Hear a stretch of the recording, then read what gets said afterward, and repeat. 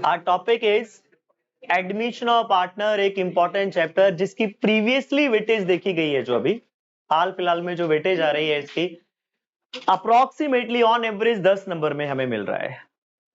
अभी हम previous weightage देखें तो हम कह सकते हैं 8 से 12 नंबर, हायर साइड पे 12 और लोअर साइड पर 8 नंबर का तुम्हें मिलेगा। तो ऑन एवरेज हम कहेंगे कि 10 नंबर की इसकी वेटेज है admission of a partner. Admission of partner, it means to say section number 31 of partnership act क्या कहता है? कहता है कि हम पार्टनर्स को एडमिट कर सकते हैं with the consent of other partner. When new person admit into the firm, चाहे वो बेनिफिट के लिए एंटर हो रहा है या किसी बात के लिए हम उसका बेनिफिट लेने चाहते हैं, उसके पास स्किल्स है, कैपिटल है, ये सारी चीजें तो आएंगे ही आएंगे ना, एक्सपर्टीज भी है, कोई उसके पास कैपिटल लेकर आ रहा है, बिसाइड ऑफ ऑल हो सकता है टेक्निकल एक्सपर्ट है, सेलिब्रिटी है, एनीथिंग। तो नया पर्सन जब भी फॉर्म में एडमिट हो जाता है, that known as what? Admission of a partner. Under section 31 कहता है कि भाई पार्टनर एडमिट हो गया, एंड आफ्टर एडमिशन जितनी भी पहले तक की आज तक की लाइबिलिटी एग्जिस्ट करती है वह उनके लिए लाइबल नहीं है। उनका कोई भी प्रॉफिट है, कोई भी लॉस है, उनके लिए कौन लाइबल नहीं है? नया पार्टनर लाइबल नहीं है। नया पार्टनर लाइबल होगा सिर्फ और सिर्फ सेक्शन नंबर 32 कहता है आफ्टर एडमिशन, जब पार्टनर एडमिट हो जाता है उसके बाद। ये हमें पता ही है कि rule number 10 section number 64 of companies act 2013 क्या कहता है? मैक्सिमम पार्टनर कितने हो सकते हैं भाई? 50 हो सकते हैं। और एडमिट कितने हो सकते हैं? हमेशा रिमेनिंग पार्टनर एडमिट हो सकते हैं। तो जब भी नया पार्टनर आता है, नया पार्टनर ऑलवेज एडमिट फॉर, नया पार्टनर किसके लिए एडमिट होता है? Right to share in a profit, right to share in a asset. उसे कुछ अधिकार मिलते हैं, बाकी और भी अधिकार मिलते हैं। न्यूमेरिक वाइज हम बात करते हैं share in a asset, share in the profits. वैसे राइट कौन से मिल जाएंगे? बुक्स को इन्वेस्टिगेट कर सकता है, इंस्पेक्शन कर सकता है, इन्वेस्टिगेट कर सकता है, किसी भी डिसीजन में अपना मत दे सकता है, बात बता सकता है। Got my point? कि कोई भी रेजोल्यूशन पास होगा तो उसमें वह अपनी इंफॉर्मेशन शेयर करेगा, उसे पार्टी बनाया जाएगा, उसकी हिस्सेदारी होगी। ये इसमें से जो हमें न्यूमेरिकल बनता है, जो न्यूमेरिकल बनता है थ्योरेटिकल के ऊपर तो राइट के ऊपर बनता है, नंबर के ऊपर बनता है। दो न्यूमेरिकल बनते हैं जो थ्योरी बेस है, वह है राइट एंड नंबर। बाकी जितने भी 1 मार्क एमसीक्यू बनते हैं वे सारे के सारे प्रैक्टिकल बनते हैं। आफ्टर एडमिशन होगा का, आफ्टर एडमिशन पार्टनर नया आ गया, अब क्या होगा? कुछ चेंजेस आएंगे पार्टनरशिप फॉर्म में। क्या क्या चेंजेस आ जाएंगे? उनकी प्रॉफिट शेयरिंग रेशियो बदल जाएगी, हमें जो भी कोई गुडविल है तो उसकी अकाउंटिंग ट्रीटमेंट करनी पड़ेगी, accounting treatment of reserve and profit करना पड़ेगा, और हमें उनकी एसेट्स और लायबिलिटीज को रिवैल्यू किया जाएगा, and at the end adjustment of capital. ये वाली हम सारी एडजस्टमेंट पढ़ेंगे। जो हमें 1 मार्क एमसीक्यू बनता है वह गुडविल से बन जाता है और रेशियो से बन जाता है। Understood? Okay, now let us start. तो रिकॉन्स्टिट्यूशन ऑफ फॉर्म, सबसे पहले मुझे पता लग गया what mean by the admission of partner. Admission of partner it means to say this is the one example of reconstitution of firm. मुझे कुछ और एग्जांपल दीजिए रिकॉन्स्टिट्यूशन ऑफ फॉर्म के, और कौन कौन से एग्जांपल होते हैं? Change in PSR, death, retirement, ये भी सब किसके एग्जांपल है? Change in sorry reconstitution of form. तो रिकॉन्स्टिट्यूशन ऑफ फॉर्म और कैसे हो सकता है? एडमिशन भी एक उसका जरिया है। क्या कहता है सेक्शन नंबर 31? कहता है section number 31 of the Indian partnership act 1932, कोई भी पार्टनर एडमिट हो सकता है। किस पर्पस के लिए भाई एडमिट होता है? उद्देश्य क्या है? अभी मैंने बताया, कोई भी नया पार्टनर एडमिट हो रहा है तो वोट एडिशनल कैपिटल के लिए, उसके पास कोई स्किल है, कोई मैनेजरल स्किल है, कोई टेक्निकल एक्सपर्टीज है, कोई उसके पास किसी प्रकार की रेपुटेशन कैरी कर रहा है, सेलिब्रिटी है। This is the purpose of the admission. Capital तो रहता ही रहता है, ही ऑलवेज कंट्रीब्यूट द कैपिटल। और जो एग्जिस्टिंग पार्टनर है उनकी भी क्या हो जाती है? जो रिस्क शेयरिंग हो जाती है। Important is what? Risk sharing, जिसे आप प्रॉफिट शेयरिंग के नाम से भी जानते हैं। क्या क्या अधिकार मिल जाते हैं थ्योरेटिकली? बहुत छोटे से simple, right to share in asset, right to share in right to share in the asset, याद रखना, right to share in the what? Profits, जो सबसे इंपॉर्टेंट राइट रह जाते हैं, बाकी तो सब बेसिक बेसिक बातें हैं। आगे आ जाता है कि वे क्या उसको और क्या अधिकार मिलते हैं, थ्योरेटिकल अधिकार। वैसे पूछना नहीं है क्वेश्चन, फिर भी हम सिर्फ एक गो थ्रू रीड कर लेते हैं। क्या right to participate in the affair of the business, business के अफेयर में पार्टिसिपेट कर सकता है। यहां पर अफेयर तुम्हारे वाले अफेयर नहीं है बेटे, जो तुम्हारे लव एंड अफेयर होते हैं, समझ रहे हैं, वो पेड़ के नीचे फूल पत्तियां गिर रही हैं, वो वाला अफेयर नहीं है। जम जम जम जम जम जम करते हुए ना, वो स्कूल से आ रहे होते हैं लड़के लड़के पार्क में, वो वाला नहीं है ना। तू मेरा बॉयफ्रेंड, मैं तेरी गर्लफ्रेंड, ओ मेनू कहती ओए ओए नोई नोई, है वो वाले नहीं है। Right to inspect the books of the accounts, ये नहीं होगा। अच्छा ये भी होगा, right to consult before taking decision, ठीक है, उसको हर बात में उसका पार्टिसिपेशन लिया जाएगा। Incoming partner contribute an agreed amount of capital, ठीक है जी।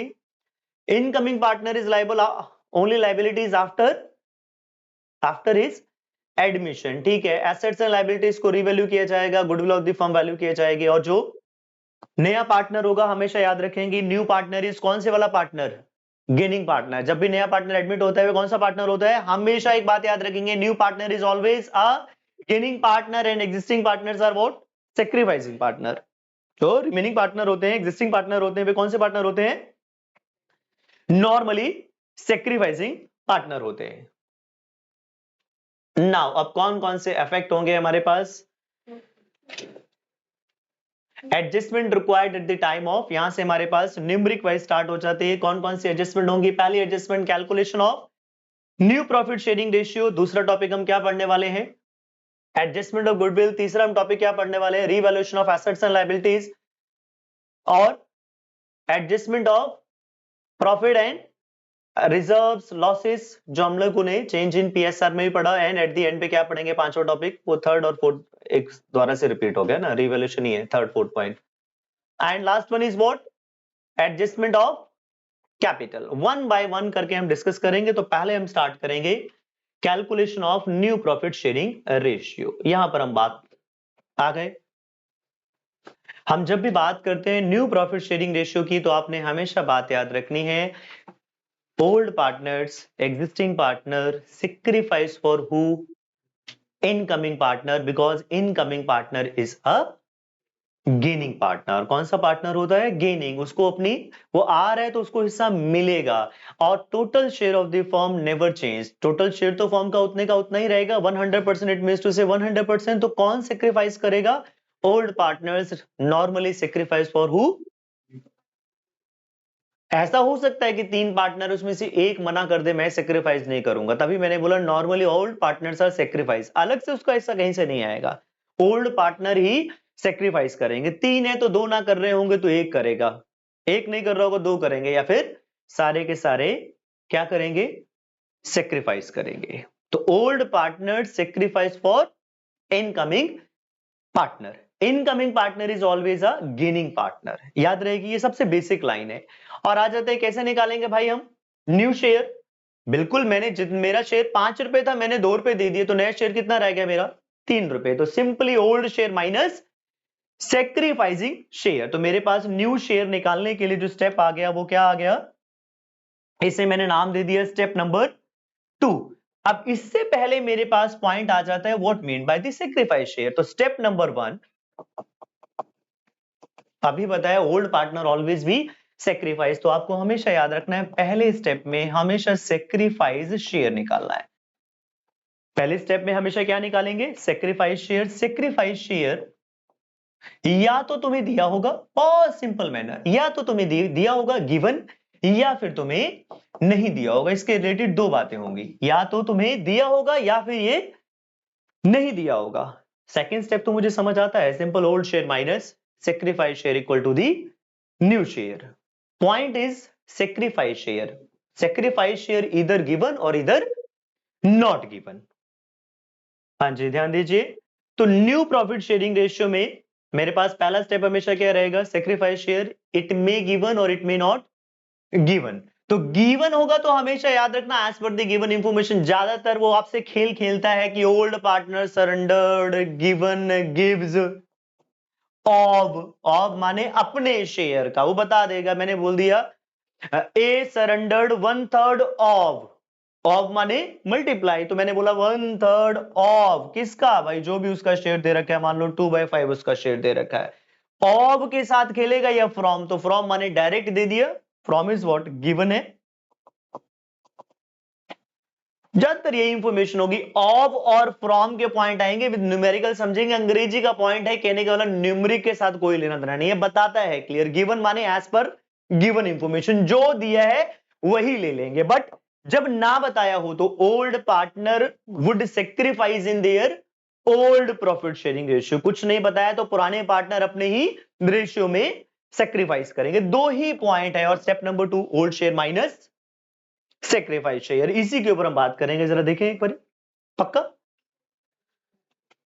आप जैसे कि मेरे पास एग्जांपल है, A and B are two partner sharing in the ratio 3:2, they admit who, they admit C for 1/5 share.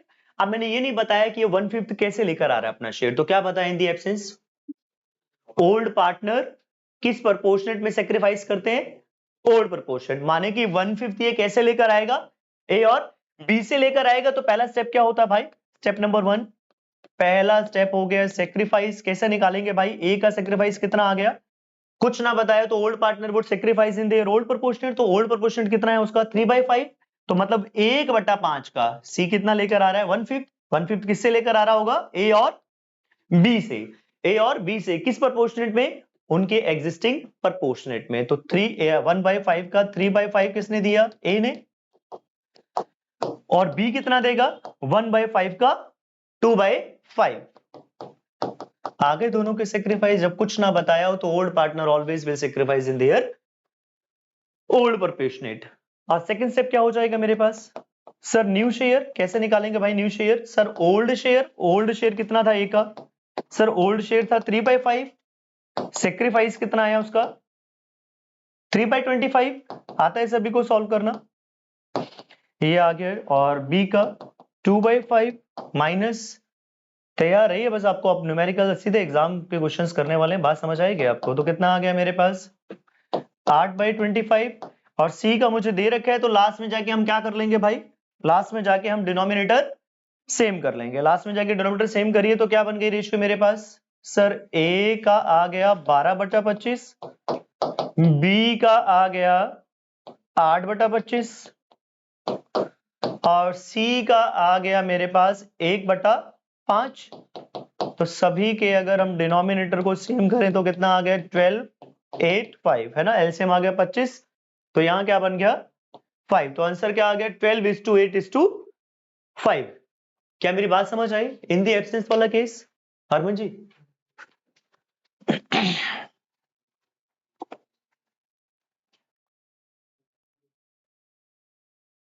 अब फिर देखिए जरा एक बात को,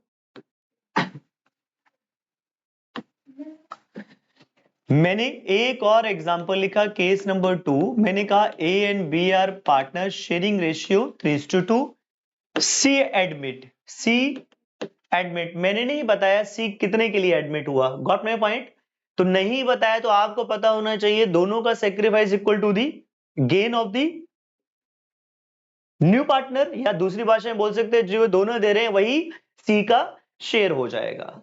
तो मैंने कुछ नहीं बताया, मैंने ऐसा लिख दिया A gives 1/5 of his share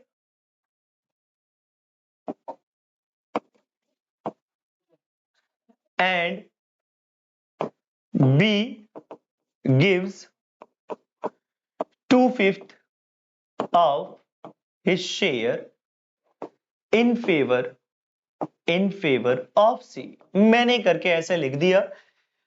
अब ये सेक्रीफाइस आपको दिया हुआ या नहीं दिया हुआ, तो पहला केस था कुछ नहीं बताया, तो हमने क्या मान लिया कि old partner will sacrifice in their old proportionate. अब मुझे सेक्रीफाइस दिया हुआ है, क्या दिया हुआ है मुझे, सर क्लियरली बता दिया, पहला स्टेप मेरे पास होता है सेक्रीफाइस, पहला स्टेप कहता है ए गिव्स, गिव्स का मतलब सेक्रीफाइस, सरेंडर, ए गिव्स क्या कर रहा है, ए कितना सेक्रीफाइस कर रहा है, लिखते चाहिए जैसे बोल रहा है, कहता है 1/5 ऑफ हिज शेयर, कितना भाई उसका शेयर, आपको बताया नहीं बताया होगा या फिर बताया होगा, तो जो बताया होगा उसके अकॉर्डिंग हम क्वेश्चंस करेंगे। तो कितना आ गया मेरे पास 3/5, ये आ गया ए का सेक्रीफाइस, बी सेक्रीफाइस कहता है 2/5 ऑफ हु, उसका ओल्ड शेयर भी कितना है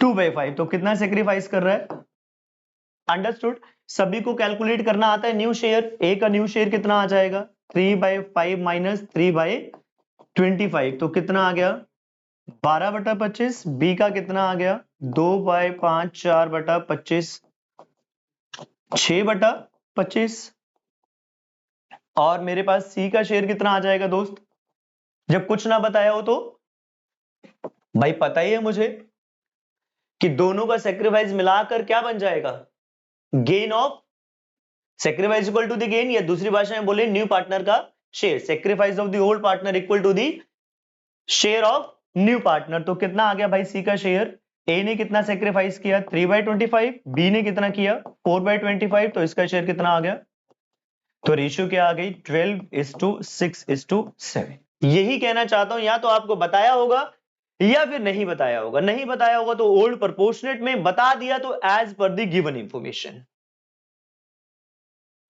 चांद के पार क्वेश्चन नंबर 1 मेरे पास आ गया, आप इसका आंसर बताइए फटाफट, क्या आएगा answer, tell me the answer of this question. सीधा से एक क्वेश्चन है मेरे पास, Arun Bashir Joseph are partner sharing in the ratio 5:3 they admitted Daksh as a new partner who acquired his entirely from Arun। सारा का सारा शेयर किसने दिया भाई, अरुण ने दिया, और अरुण ने कितना शेयर दिया है 1/5। तो इस कॉमन सेंस की बात है कि सारा का सारा शेयर उसने दिया, दक्ष का कितना शेयर हो गया, sacrifice equal to the gain, तो कितना शेयर होगा दक्ष का, उसने दक्ष का शेयर पूछा है, तो बी इज द आंसर, क्या आ जाएगा 1/5।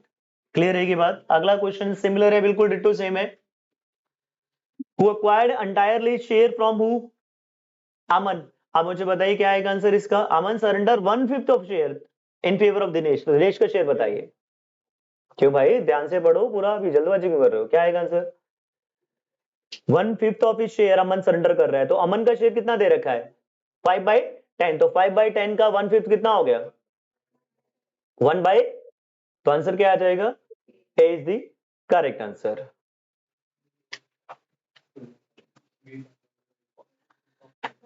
आप देखिए ये वाले क्वेश्चन आए हुए हैं लगातार कंटिन्यूटी में ना, अगला वाला मुझे बताइए, अगले वाला आंसर फटाफट। Dilawar was admitted for which of the following share, बता ही दिया, Dilawar acquired his 1/10 share from who, किससे,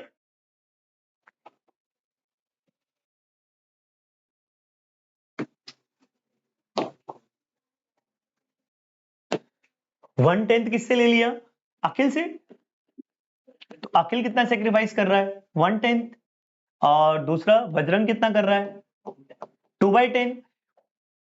न्यू शेयर निकालना है तो सभी को पता है 5/10 माइनस 1/10, पूछा नहीं है, 3/10 माइनस 2/10।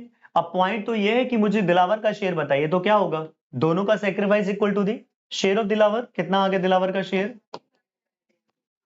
तो मैं आपसे सिर्फ दिलावर का शेयर पूछ रहा हूं तो क्वेश्चन हो चुका है 3/10, मैं आपसे न्यू शेयर भी पूछूं, न्यू प्रॉफिट शेयरिंग रेशियो, तो क्या आ जाएगा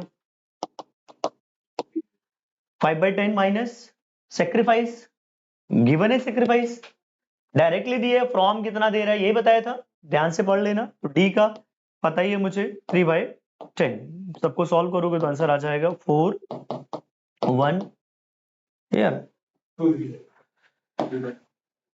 कितना आएगा, अच्छा एक और है, अच्छा मैं भूल गया कोई, चिन्मय, चिन्मय के बारे में कुछ नहीं बताया, तो चिन्मय का शेयर उतना ही रहेगा जितना था 2/10, मेरे को मैच नहीं हो रहा टोटल, क्लियर है की बात, पक्की बात है।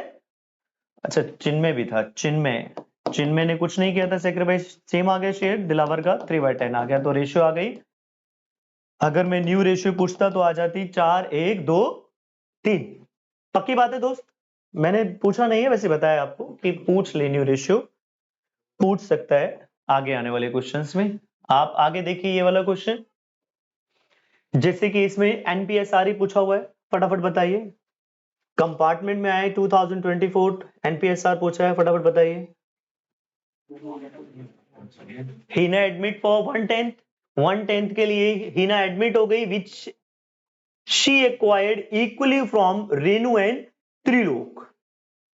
1/10 किससे ले लिया? रेणु एंड त्रिलोक से। तो रेणु कितनी सेक्रीफाइस करती है भाई? 1/10 का 1/2 रेणु ने सेक्रीफाइस किया, माने कि 1/20। त्रिलोक ने कितना सेक्रीफाइस किया? 1/10 का ही 1/2, सेम 1/20। सर मानसी के बारे में कुछ नहीं बताया, तो मानसी ने क्या सेक्रीफाइस किया? कुछ नहीं बताया तो 0 सेक्रीफाइस किया। बिल्कुल कहानी ठीक है। न्यू रेशियो निकल जाएगी। मेरे पास क्या थी? 9/20 माइनस 1/20 कितना आ गया? 8/20। ये आ गया रेणु का शेयर। और त्रिलोक का ओल्ड शेयर कितना था? 6/20 माइनस 1/20 कितना आ गया दोस्त? यहाँ पर 5/20। तो ये मैच हो रहा है 8 और 5। डी वाले में मैच हो रहा है। आगे भी देख लेते हैं। मानसी का तो कोई भी चीज नहीं है, तो मानसी का शेयर क्या था?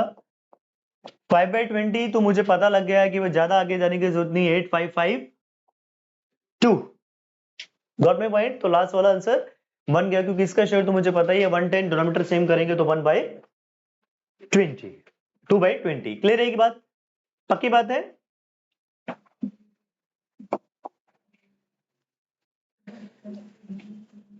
ये वाला बताइए फटाफट। न्यू रेशियो है इसमें भी।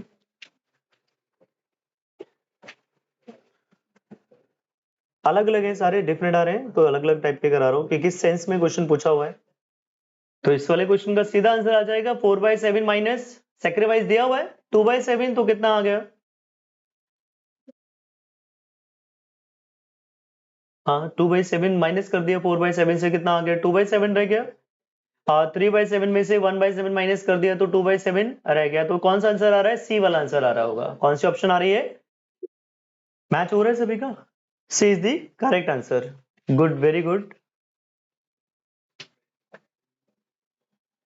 एंड ये वाला क्वेश्चन भी थोड़ा अलग है, कर दीजिए फटाफट।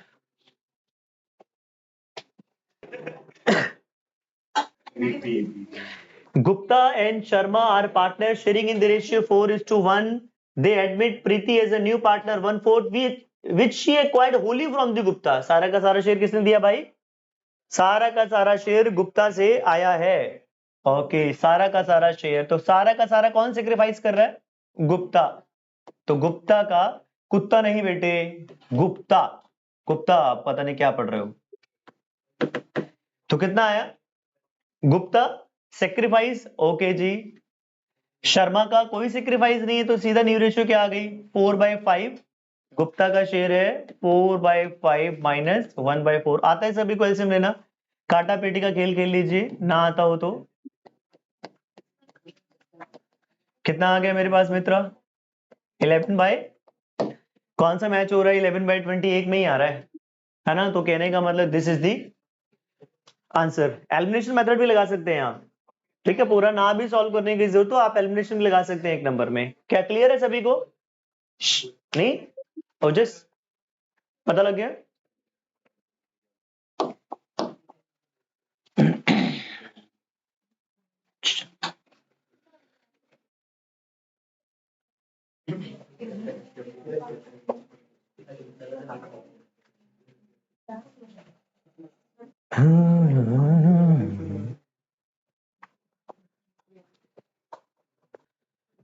Next topic is accounting treatment of for goodwill. हमारे पास गुडविल दो हिस्से में दी होगी, या तो बुक्स में दी होगी या बुक्स के बाहर दी होगी। तो पहला हिस्सा मेरे पास क्या आ गया? गुडविल का when given in the books. तो जो भी गुडविल बुक्स में दी होती है, हम सबको पता है, उसे हम क्या कर देते हैं? It always be written off among the old partner. किसे मार दी जाएगी? अब ये this is not required in the future, no longer required, so finally this amount will be written off. तो क्या एंट्री हो जाएगी? Old partners capital account debit या old partners current account debit to goodwill, in which ratio? Old profit sharing ratio. दूसरा case आ जाता है when goodwill given outside the books. आपको हमेशा याद रखना है कि new partner, incoming partner always compensate to who? किसे कॉम्पनसेट करेगा? एग्जिस्टिंग पार्टनर को, ओल्ड पार्टनर को। वह उसके लिए सेक्रीफाइस कर रहे हैं, तो हमेशा न्यू पार्टनर गुडविल का हिस्सा किसे कॉम्पनसेट करता है? ओल्ड पार्टनर्स को अपना हिस्सा गुडविल का पे करता है। तो मेरे पास अगला केस कौन सा आ गया? Given outside the books. उसमें लड़ाई सिर्फ बात चल रही है नए पार्टनर की। तो new partner bring a share of goodwill. पहला केस इन कैश या इन काइंड, या वो गुडविल लेकर आ रहा है ना, गुडविल ब्रिंग इधर इन कैश इधर इन काइंड, काइंड का मतलब यहां पर किसमें ला रहा है, in form of assets, cash ना लाकर फर्नीचर ला रहा है, डेटर ला रहा है, लैंड ला रहा है, बिल्डिंग ला रहा है, मशीनरी ला रहा है, हो सकता है उसका कोई एग्जिस्टिंग बिजनेस हो वहां से वह एसेट ले आया, तो इन कैश या इन काइंड। दूसरा क्या होगा, he is not able to bring his share of goodwill in cash. तो पहली बात, जब वो गुडविल कैश या काइंड में लाता है, गुडविल कैश या काइंड में लाता है, तो पॉइंट आ जाता है अकाउंटिंग ट्रीटमेंट का। पहला पॉइंट क्या आ जाता है, पेड प्राइवेटली। पहला पॉइंट क्या आ जाता है मेरे पास, पेड प्राइवेटली। जब भी प्राइवेटली पे करेगा तो बिजनेस में तो पैसा जा ही नहीं रहा है, आउटसाइड दी बिजनेस एंट्री हो गई, नो एंट्री रिक्वायर्ड, तो उस केस में आपने लिखना है क्या, नो एंट्री।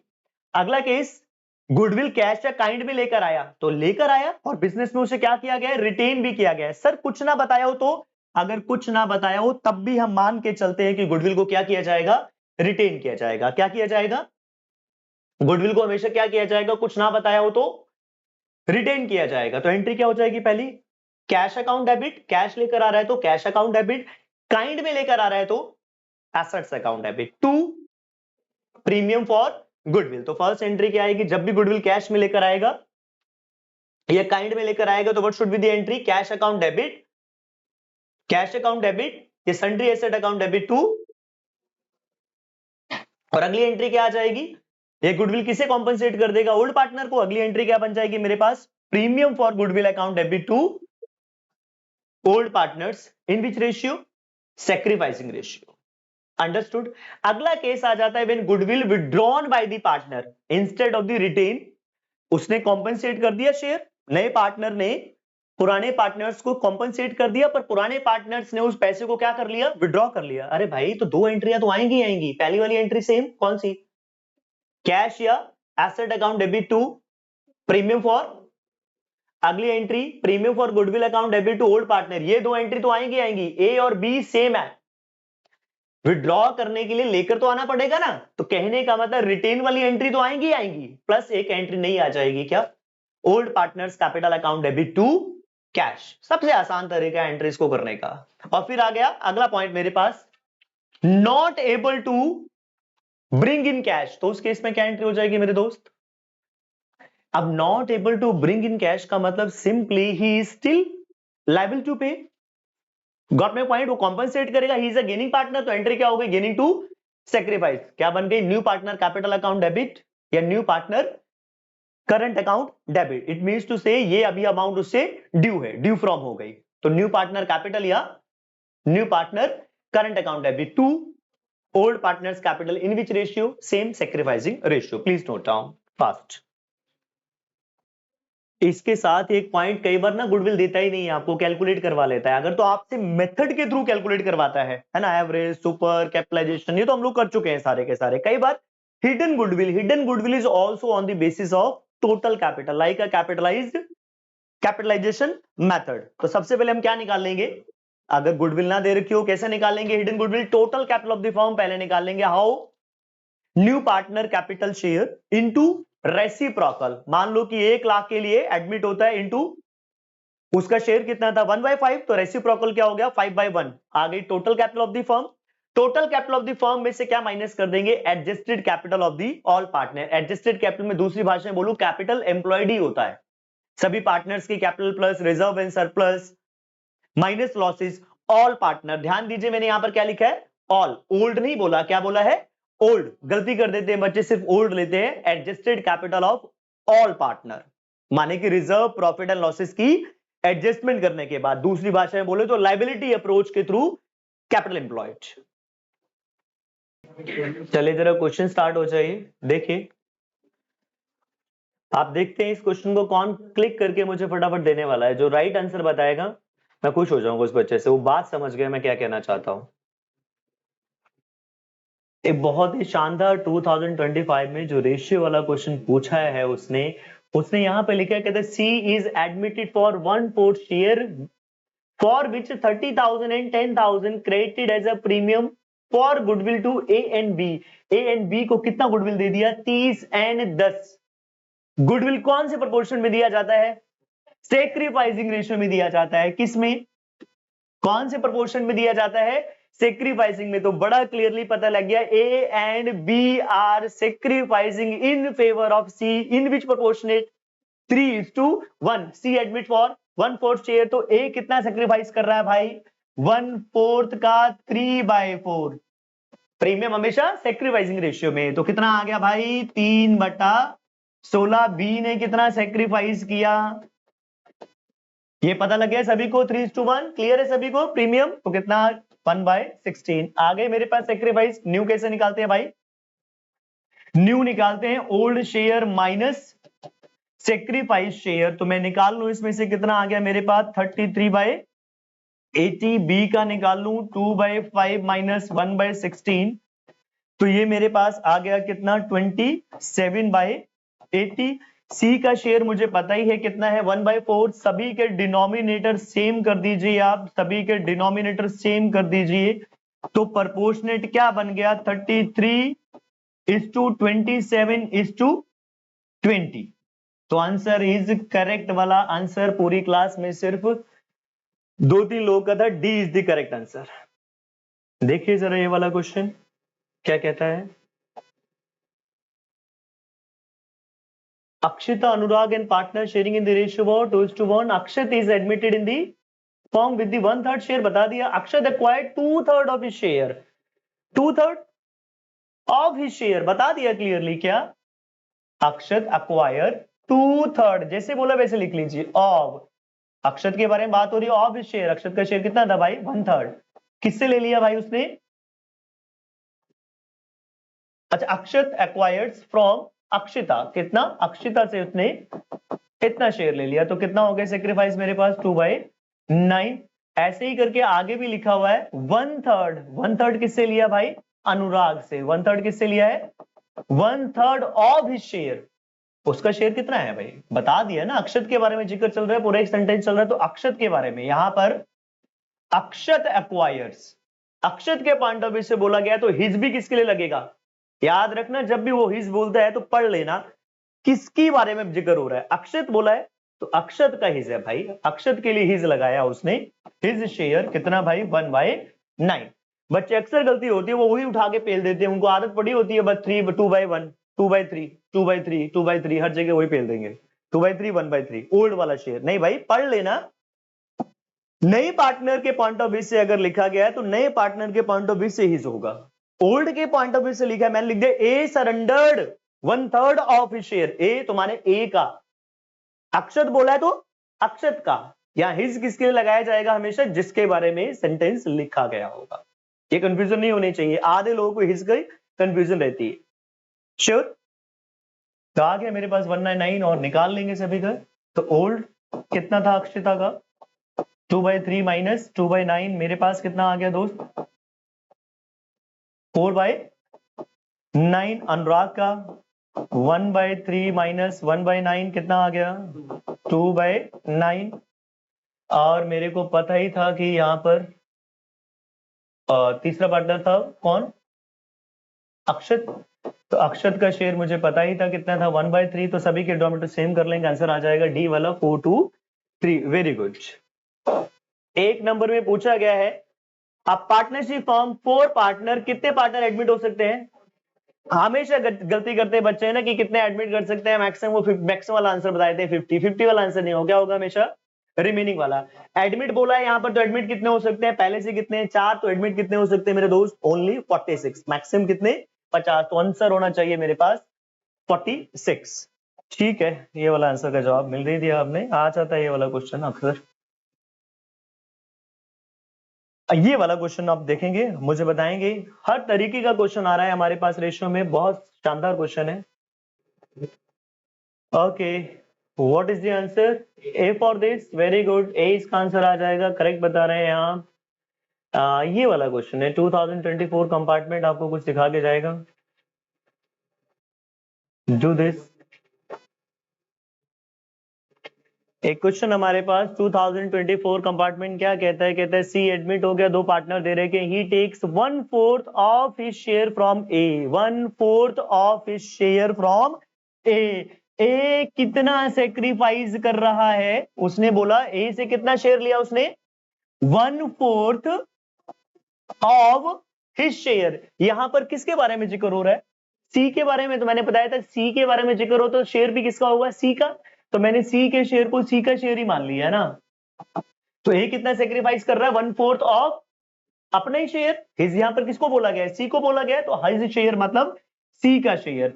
तो अल्टीमेट आगे बताया हुआ है। अब आपने ध्यान दिया कि सी का शेयर में लेट कर लेता हूं 1, उसने 1/4 किससे ले लिया, ए से। सी ने अपने शेयर का 1/4 किससे ले लिया, सी ने अपने शेयर का 1/4 किससे ले लिया, ए से। तो रिमेनिंग किससे लेगा, रिमेनिंग किससे लेगा, अगर सी 1 है तो रिमेनिंग किससे लेगा, बी से। माने कि 1 माइनस 1/4 करें तो बी से कितना लिया उसने, बी से कितना लिया, 3/4। इसका मतलब बी कितना सेक्रीफाइस कर रहा है, 3/4 ऑफ सी का शेयर। बी कितना सेक्रीफाइस कर रहा है, 3/4 ऑफ सी का शेयर। सी का 1/4 किससे मिल रहा है, ए से। तो ऑब्वियसली रिमेनिंग किससे मिलेगा, मैंने कहा 10% ये दे रहा है तो रिमेनिंग कौन दे रहा होगा, दूसरे वाला पार्टनर। 90% कौन दे रहा है, दूसरे वाला पार्टनर दे रहा है। तो मेरे पास क्या आ गया, और आप ध्यान दीजिए बी का सेक्रीफाइस गिवन है आपको, बी का सेक्रीफाइस कितना है, टोटल बता ही दिया कि कितना बन रहा था, 3/16। तो इसकी वैल्यू आपको 3/16 दे रखी है। तो यहां से निकल जाएगा सी का शेयर। सी का शेयर कितना आ गया, 4 ऊपर चला गया और 3 नीचे आ गया। तो अल्टीमेट कितना आ गया भाई, इसका मतलब सी का शेयर कितना था, 1/4। इसमें तो न्यू रेशियो भी निकाली जा सकती है, पर यहां पर पूछा उसने क्वेश्चन में क्या है, सिर्फ what is the share of सी।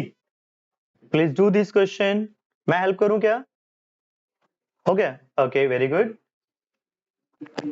तो जब भी हम गुडविल कैलकुलेट करते हैं,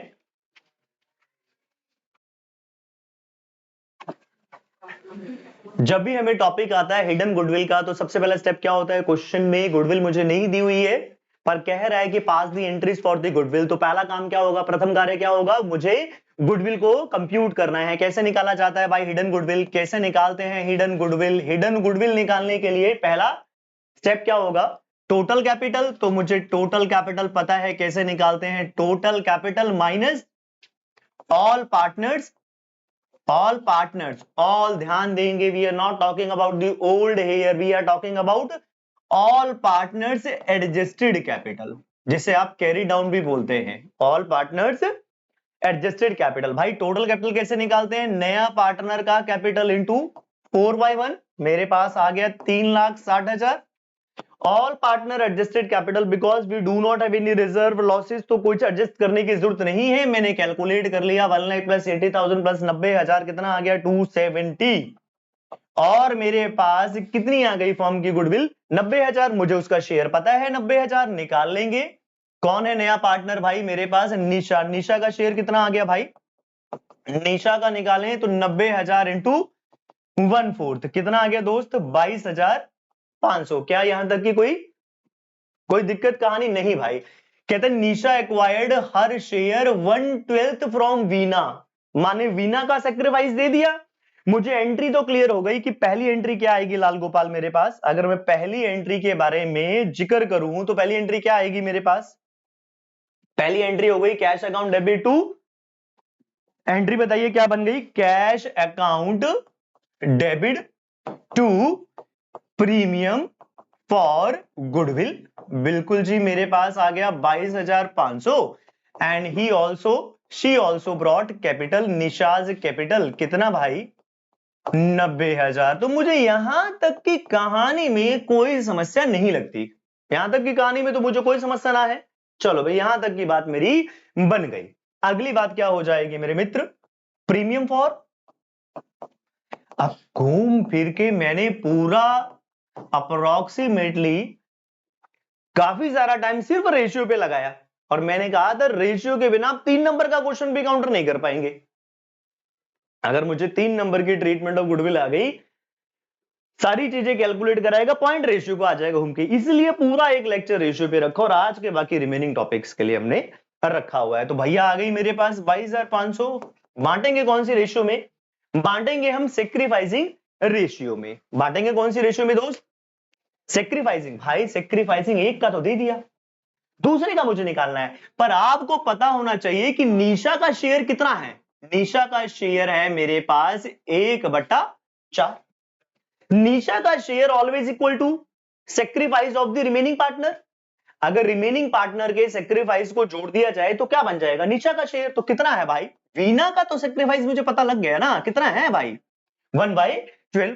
तो मुझे बता दीजिए कि सोमेश का कितना हो गया सेक्रीफाइस। अगर वीना का 1/12 है तो सोमेश का कितना हो गया, क्या निकाल लिया, 1/4 में से माइनस कर दीजिए तो कितना आ गया। सबसे आसान तरीका है, दोनों का sacrifice equal to the gain, जिसे हम बोल सकते हैं नए पार्टनर का शेयर। तो कितना आ गया भाई, रेशियो क्या बन गई 1:2। तो बांट दीजिए इसे Veena's capital and Somesh capital. Amount 1:2 में बांटेंगे तो कितना है 7500 है 15,000। कितने लोगों को करेक्ट था भाई, था करेक्ट कई लोगों को, very good. Accounting treatment of reserves and profit, तो आपको लायबिलिटी में क्या क्या मिल जाएगा, लायबिलिटी में आपको रिजर्व्स और प्रॉफिट मिल जाएंगे। लायबिलिटी साइड पे रिजर्व किस किस फॉर्म में मिलेगा, general reserve, workman compensation reserve, investment fluctuation reserve and profit and loss, ये सब लायबिलिटी साइड पर मिले। और लॉसेस के रूप में क्या मिल जाएगा आपको, प्रॉफिट एंड लॉस, जिसे आप डेबिट बैलेंस से बोल सकते हैं या मैं बोलूं एसेट साइड पर। दूसरा क्या मिल जाएगा, डेफर्ड रेवेन्यू एक्सपेंडिचर, और क्या मिल जाएगा एडवर्टाइजमेंट सस्पेंस। ये सब एक ही बात है, लॉसेस के ही नाम है। तो simply eight the time of admission distributed among the old partner in their old ratio. कैसे मार देना है, old partners in old ratio. तो क्या एंट्री बन जाएगी भाई, reserve account debit, workman compensation account debit, IFR account debit, profit and loss credit, जो प्रॉफिट एंड लॉस का डेबिट बैलेंस है डेबिट। इन सबको क्या किया डेबिट, और किसे दे दिया जाएगा भाई, किसे मिल जाएगा ये सीधा मिल जाएगा किसको, पार्टनर्स कैपिटल। कौन सी रेशियो में भाई, ओल्ड रेशियो में। हो गई एंट्री मेरे पास।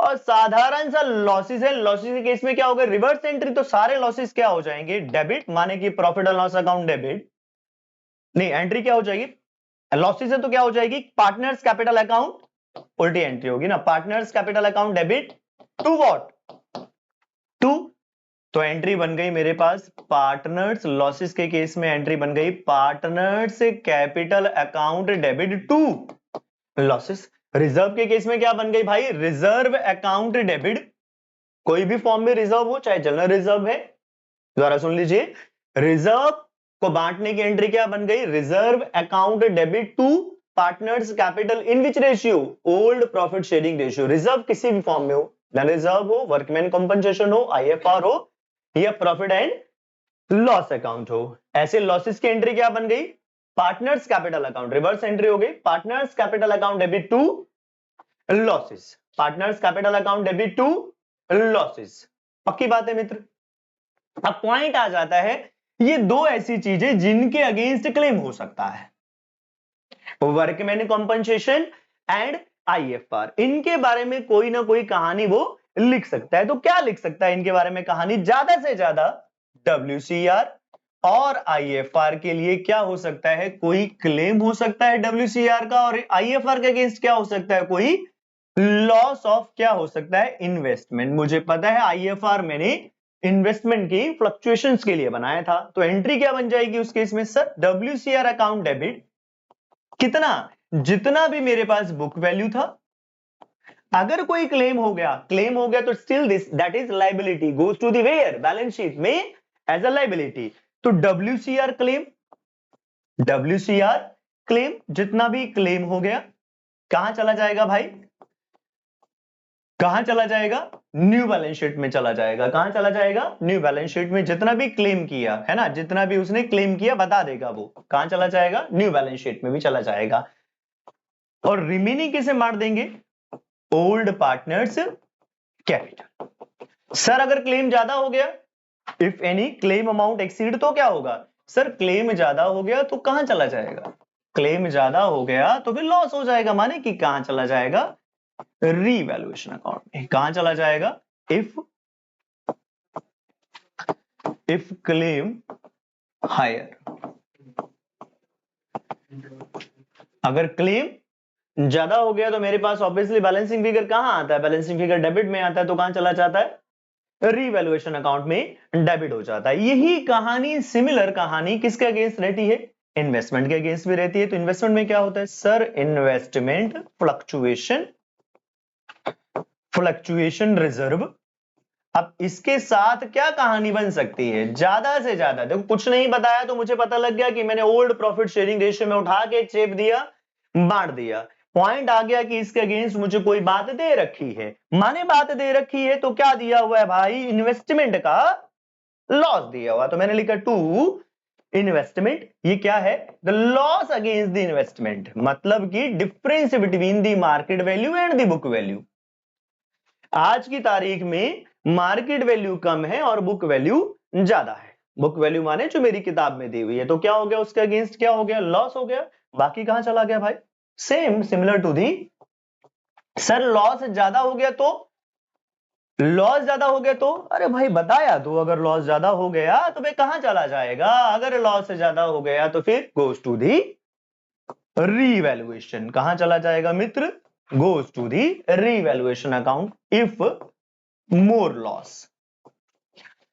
सर लॉस हुआ ही नहीं, भाई लॉस नहीं हुआ तो भाई जितना भी IFR था सारा कहां बढ़ जाएगा, तो पार्टनर से बढ़ जाएगा। मुद्दा चल रहा है कि कोई इनके अगेंस्ट लॉस या क्लेम हो जाए। एनी डाउट, कंफ्यूजन बताइए जरा। हमारा अगला टॉपिक आ गया revaluation of assets and liabilities. सभी को पता है revaluation of assets and liabilities eight the time of, देखिए बार बार आएगा, एडमिशन में भी आएगा, रिटायरमेंट में भी आएगा, डेथ में भी आएगा, तो जब जब आएगा बारीकी से बताऊंगा मैं आपको। तो revaluation of assets and liabilities eight the time of reconstitution का भाई, change in PSR, admission, retirement, death, सब जगह मुझे revaluation of assets and liabilities करना है। और एनी प्रॉफिट और loss arises on account of reevaluation of assets and liabilities goes to who, old partners capital, in which ratio, old ratio। तो simple revaluation account बनाएंगे। Revaluation account कौन सा account है, एक profit and loss adjustment account है, दूसरी भाषा में बोल सकते हैं कि नॉमिनल अकाउंट है। तो सारे के सारे लॉसेज, कौन से लॉसेज होंगे भाई, हम बात कर रहे हैं रीवैल्यूएशन अकाउंट बनाया जाता है किसके कॉन्टेक्स्ट में, एसेट्स एंड लायबिलिटीज के कॉन्टेक्स्ट में बनाया जाता है, एसेट एंड लायबिलिटीज के कॉन्टेक्स्ट में बनाया जाता है। तो बात हो रही है नॉमिनल अकाउंट की, तो माने नॉमिनल अकाउंट माने डेबिट, तो मैं आपसे जानना चाहता हूं डेबिट माने ऑल द लॉसेस, एसेट के अगेंस्ट कब लॉस होगा, when decrease in the value of an asset, और कब होगा भाई, increase in the value of liabilities, और जिससे आप बोल सकते हैं increase in liability, unrecorded liability. अब मैं आपसे जानना चाहता हूं लायबिलिटी के अगेंस्ट प्रॉफिट, एसेट और लायबिलिटी के अगेंस्ट प्रॉफिट कब होगा, अगर एसेट की वैल्यू क्या हो रही हो, इंक्रीज हो रही हो, तो हम क्या बोलेंगे भाई, अगर लायबिलिटी की वैल्यू क्या हो रही हो, डिक्रीज, दूसरी भाषा में बोल सकते हैं unrecorded, increase in the value of an asset, या मैं बोलूं increase in the value of asset या unrecorded value of asset, the same thing is, मान लो पहले जीरो थी, इसका मतलब क्लियर रहेगी बात, ये बात समझ आती है। तो क्रेडिट में क्या आ जाएगा, increase in the value of an asset, decrease in the value of liabilities. अब मैं आपसे एंट्रीज पूछूं तो एंट्रीज का फंडामेंटल सभी को क्लियर है, क्या होगी एंट्री भाई, रीवैल्यूएशन अकाउंट एंड डेबिट। तो जो भी decrease in the value of asset दे रखा होगा, मशीनरी है, बिल्डिंग है, डेटर है, फर्नीचर है, कुछ भी है, रीवैल्यूएशन अकाउंट डेबिट, जो भी लायबिलिटी का नाम दे रखा होगा, गॉट माय पॉइंट। ऐसे ही अगर एसेट की वैल्यू इंक्रीज हो गई तो एंट्री क्या बन गई, asset account debit to revaluation, liability की वैल्यू डिक्रीज हो रही तो एंट्री क्या बन गई, liabilities account debit to revaluation account.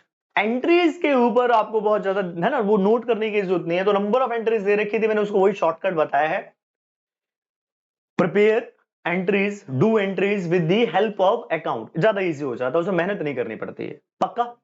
Revaluation account debit तो revaluation account debit, revaluation account credit तो रिवैल्यूएशन अकाउंट क्रेडिट ही होगा, जो रिवैल्यूएशन में हो रहा है वही करना है। तो revaluation account debit to, revaluation account क्या हो रहा है, क्रेडिट, तो एंट्री क्या बन गई, एसेट और लायबिलिटी अकाउंट डेबिट टू, पक्की बात है यहां तक,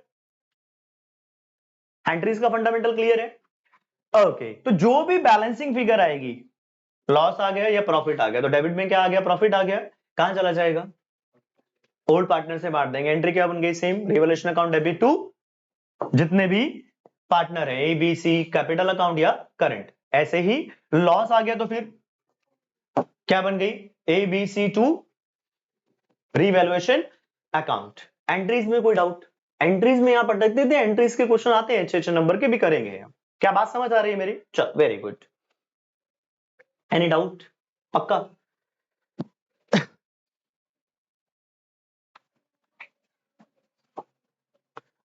श्योर, अभी कराया था रिवैल्यूएशन, चेंज इन PSR में भी किया था,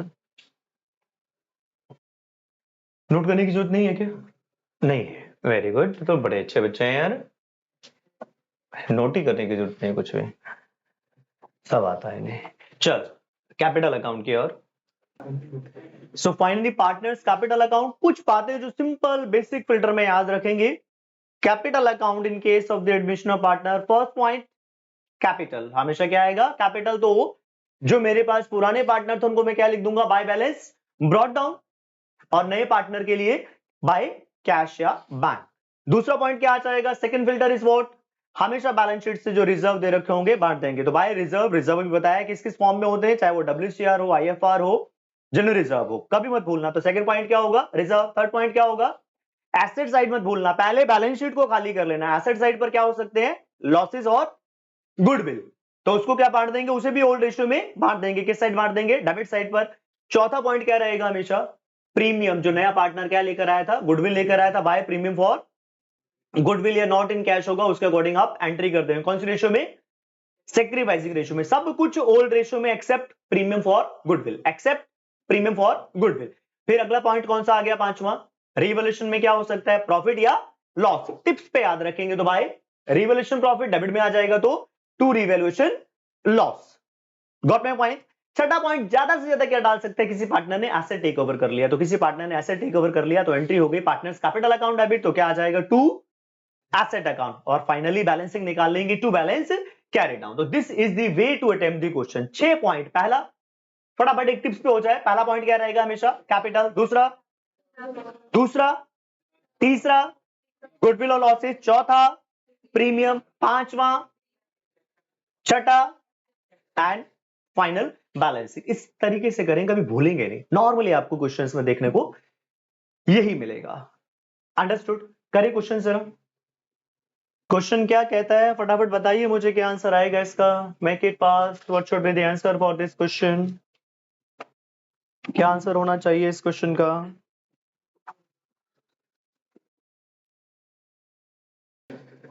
D, what should be the answer, D. तो मुझे क्वेश्चन में क्या लिखा हुआ है, क्वेश्चन में लिखा हुआ है जो भी उनकी प्रॉफिट शेयरिंग रेशियो है, न्यू रेशियो दे रखी, कहते हैं बैलेंस शीट में before admission machinery was 6 lakh, क्या था, इट वाज ओवर वैल्यूड। हाँ जी भाई, क्या बताया था, ओवर वैल्यूड होगा तो कैसे निकालेंगे, हमेशा गो फॉर ओरिजिनल वैल्यू। तो ओरिजिनल वैल्यू कैसे निकाली जाती है सर, ओरिजिनल वैल्यू निकालते हैं 6 लाख इंटू 100 अपॉन 120, कितना आ गया, इसका मतलब बुक्स में कितनी होगी 1 लाख। तो न्यू बैलेंस शीट में कितनी वैल्यू जाएगी, 5 लाख। सिर्फ उसने ये पूछा न्यू बैलेंस शीट में कितनी वैल्यू जाएगी। यू गॉट दिस पॉइंट, आया सभी को समझ। अगर मैं आपसे रीवैल्यूएशन में पूछूं इस क्वेश्चन में तो क्या जाएगा, suppose I am asking value in the revaluation account, in that case what should be the value, क्या होगी। तो रीवैल्यूएशन में 1 लाख किस साइड जाएगा, डेबिट में या क्रेडिट में, ओवर वैल्यूड है तो डेबिट में जाएगा। मैंने ज्यादा दिखा दिया है, ठीक है, गलती कर देते हैं ना ओवर वैल्यूड में बच्चे।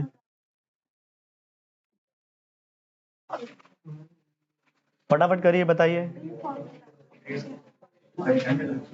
Make it. Okay, at the time of the admission of partner, balance sheet of a firm showed a workman compensation 80,000, claim कितना कर दिया, 1 लाख कर दिया, शॉर्टफॉल कितना हो गया, शॉर्टफॉल इज 20,000। कहते shortfall of ₹20,000 will be, claim ज्यादा कर दिया, कहां जाता है शॉर्टफॉल, क्लेम ज्यादा हो जाए तो कहां जाता है, जैसे आप शॉर्टफॉल बोले या मैं बोलेंगे क्लेम ज्यादा कर दिया। 80,000 है पर क्लेम कितना हो गया, 1 लाख हो गया, ज्यादा हो गया, तो 20,000 का कहां जाता है, रीवैल्यूएशन में जाता है। तो revaluation account debit, very good, बिल्कुल सही बताया दोस्तों। और ये वाला मुझे बताएंगे फटाफट, रीवैल्यूएशन अकाउंट बनाना है, फटाफट बना दीजिए रीवैल्यूएशन अकाउंट दोस्त। कितना आएगा भाई इसका, कहता है लैंड वॉज एप्रिशिएटेड, क्रेडिट चला गया, डेबिट में machinery reduce to 7 lakh from 10 lakh, तो 3 लाख का क्या हो गया लॉस, डेबिट में कितना आया 3 लाख, क्रेडिट में कितना आया 2 लाख, तो अल्टीमेट मेरे पास क्या हो गया, रीवैल्यूएशन में लॉस हो गया 1 लाख रुपए का। अंडरस्टूड। एक क्वेश्चन और है मेरे पास, रीजनिंग असिस्टेंट रीजन, फटाफट बताइए क्या बनना चाहिए इसका आंसर।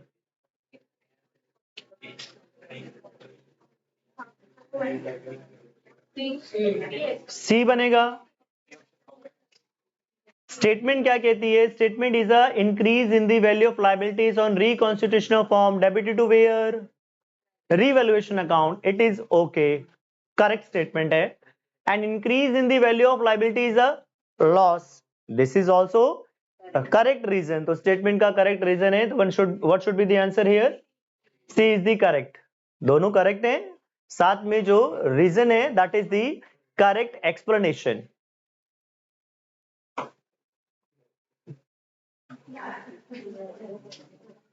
हाँ जी, देखिए जरा क्या है.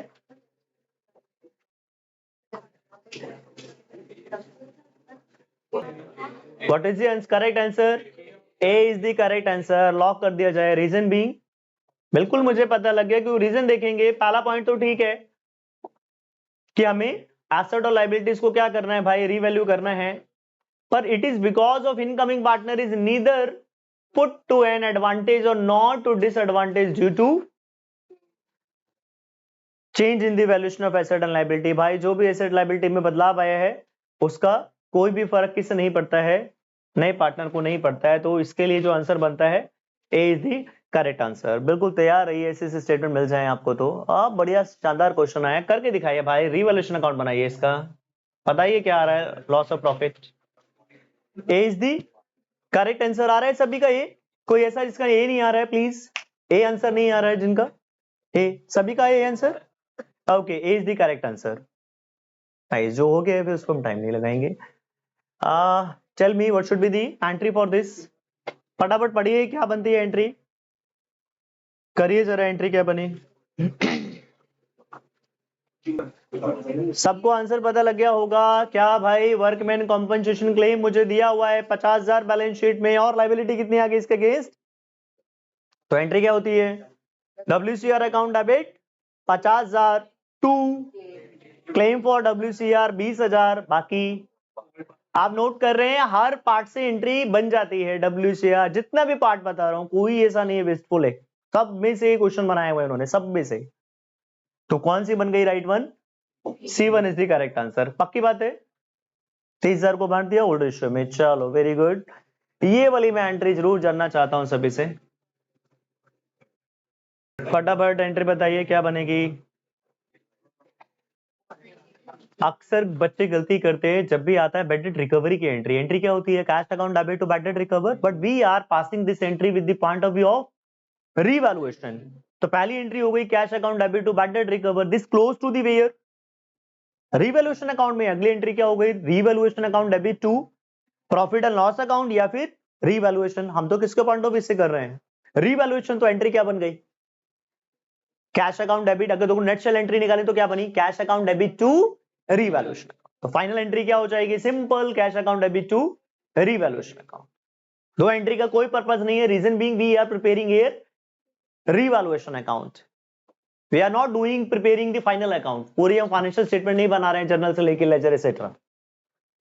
तो सीधा फाइनल एंट्री करेंगे. तो एंट्री क्या बन जाएगी in case of bad debt recovery? Entry क्या बनेगी? Cash account debit to revaluation. Otherwise entry यही होती है cash account debit to bad debt recovered, and bad debt recovered is what? An income goes to where? Revaluation account. तो final entry क्या बन गई? Bad debt recover to revaluation. तो ultimate पहली entry cash to bad debt recover, अगली bad debt recover to revaluation. तो bad debt recovered कट गया तो क्या रह गया? Cash account debit to. तो देखिए कौन सा एंट्री बन गया मेरे पास? पहले वाला ही बन गया. डन है.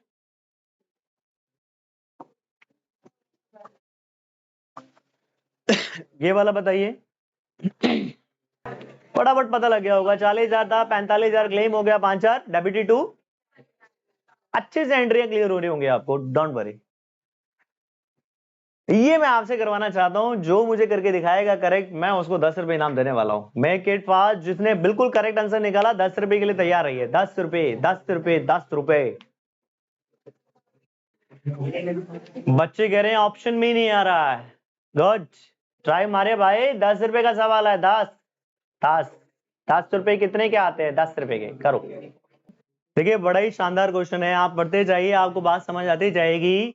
उसने बोला, कहता है फर्नीचर 2 लाख का है, सारी वैल्यूज दे रखी है, डेटर, स्टॉक, क्रेडिटर एंड आगे एडमिशन हो गई। उसके बाद लिखा है stock was revalued at 1 lakh, माने स्टॉक था 1,40,000, अब कितना हो गया 1 लाख। तो 40,000 कहां आ गया डेबिट में, जो मुझे पता लग गया मैं लिखता जा रहा हूं। क्रेडिटर कहता है कि not likely to be claim, तो प्रॉफिट हो गया बाय क्रेडिटर 15,000। ओके, डेटर 2,000 रुपए के क्या हो गया बैड, तो मैंने डेबिट में लिख दिया to bad debt, it is okay, यहां तक भी कोई लड़ाई झगड़ा नहीं है।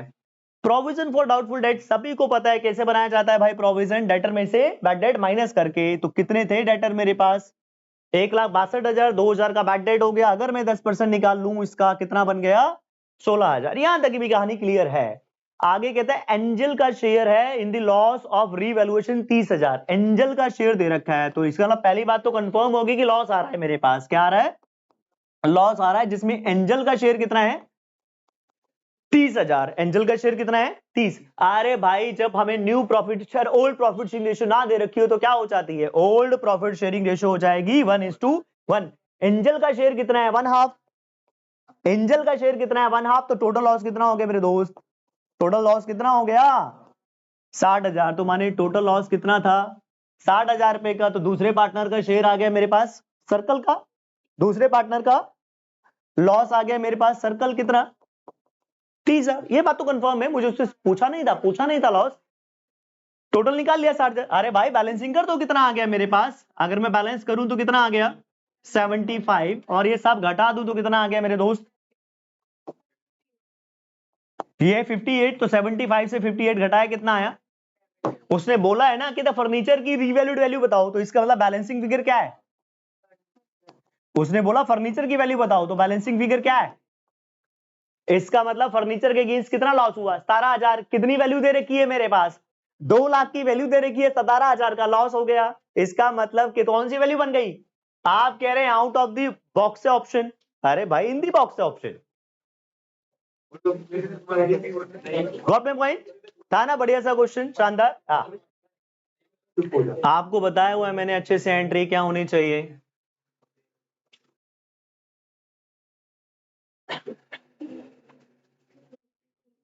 क्या आंसर बता रहे हैं इसका, एक्चुअली में ना इस क्वेश्चन में एक बेसिक आंसर मिसिंग है इसमें ना, ए में 2 पार्ट हैं, बी के भी 2 पार्ट हैं, सी के भी 2 पार्ट हैं, जैसे कि सी में तो 2 पार्ट दे रखे हैं, डी के भी 2 पार्ट हैं, 2 पार्ट के अकॉर्डिंग एंट्री है, 2 पार्ट के अकॉर्डिंग मैंने ना आपको इसकी एंट्री बताई भी है। जब भी provision for doubtful date 2 part के अकॉर्डिंग, बुक्स में भी आपको प्रोविजन दी है, एक्चुअल में जब भी प्रोविजन फॉर डाउटफुल डेट दिया होता है आपको, मैंने वैसे तो स्टेट अवे एंट्री बता दी, अगर आपको याद हो डेटर से रिलेटेड मैंने आपको स्टेट अवे एंट्री बताई है। कोई भी बैड डेट की एंट्री क्या हो जाएगी, बैड डेट की एंट्री क्या हो जाएगी, रीवैल्यूएशन अकाउंट डेबिट टू, कि मैंने आपको बताई थी बीडी की एंट्री, शॉर्ट फॉर्म में अगर आपको याद हो तो मैंने आपको बीडी की एंट्री बैड डेट की एंट्री बताई कि आप सीधी एग्जैक्ट ये एंट्री करिए। और प्रोविजन फॉर डाउटफुल डेट के लिए मैंने आपको एक एंट्री बताई थी, if you remembered, provision for doubtful date के लिए एंट्री बताई कि इंक्रीज हो रहा है या फिर डिक्रीज हो रहा है।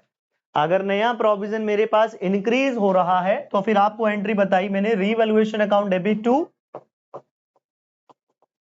प्रोविजन, डिक्रीज हो रहा है तो provision for doubtful debt account debit to what, to revaluation. ये मैंने आपको बताया कि how to treat at the time of reconstitution of firm. ये बात क्लियर है, ये पहला वे होता है प्रोविजन को ट्रीट करने का। तो जैसे मेरे पास इसमें भी 2 आंसर, मैंने ओरिजिनल क्वेश्चन चेक किया इसलिए, तो वहां पर इसके हर पार्ट के 2 आंसर दे रखे हैं, आपको नहीं है फिलहाल, अभी हम इस क्वेश्चन की ओर आ जाते हैं। तो जो मेरे पास 15,000 का बैड डेट हो गया उसकी एंट्री तो हो गई revaluation account debit to debtor. और जो मेरे पास प्रोविजन है, प्रोविजन के बारे में तो कुछ बताया नहीं, नया प्रोविजन बना रहे हैं नहीं बना रहे, तो वो क्या हो गया ऑटोमेटिकली डिक्रीज हो गया, तो एंट्री क्या बन गई provision for doubtful debt account debit to revaluation. ये सीधी सीधी भाषा में, इसका ऑल्टरनेट ट्रीटमेंट क्या होता है, प्लीज लिसन टू मी। क्या हुआ, प्रोविजन फॉर डाउटफुल डेट का ऑल्टरनेट ट्रीटमेंट क्या होता है, अब वो जानिए। पहले ये बात तो क्लियर है, रिसीव है ना, पहले बताया था आपको। अब ऑल्टरनेट ट्रीटमेंट मेरे पास है जो एक्चुअल में होता है और ऐसे ही करना चाहिए। पर हमारी किताबों में नहीं है, तो फिर मैंने वैसे आपको कंफ्यूज नहीं किया। एंट्री होती है बैड डेट की। अगर आपको याद हो कि पहले दिन जब मैं करवा रहा था तो मैंने कहा था आपको कि ऐसे करना चाहिए, ऑन रिकॉर्ड भी मैंने आपको कहा ऐसे ही करना चाहिए। तो bad debt account debit to what? Debtors are, पहले bad debt account debit to debtor and this bad debt close to the, क्योंकि नया प्रोविजन तो है नहीं, नए प्रोविजन के बारे में कोई जिक्र नहीं किया ना, तो ज्यादा सुटेबल ट्रीटमेंट ये बनती है प्रोविजन। अब इसे कहां मुझे क्लोज कर देना चाहिए बैड डेट को? Provision for doubtful debt account debit to, मैं मान के चल रहा हूं कि वो प्रोविजन देना भूल गया है,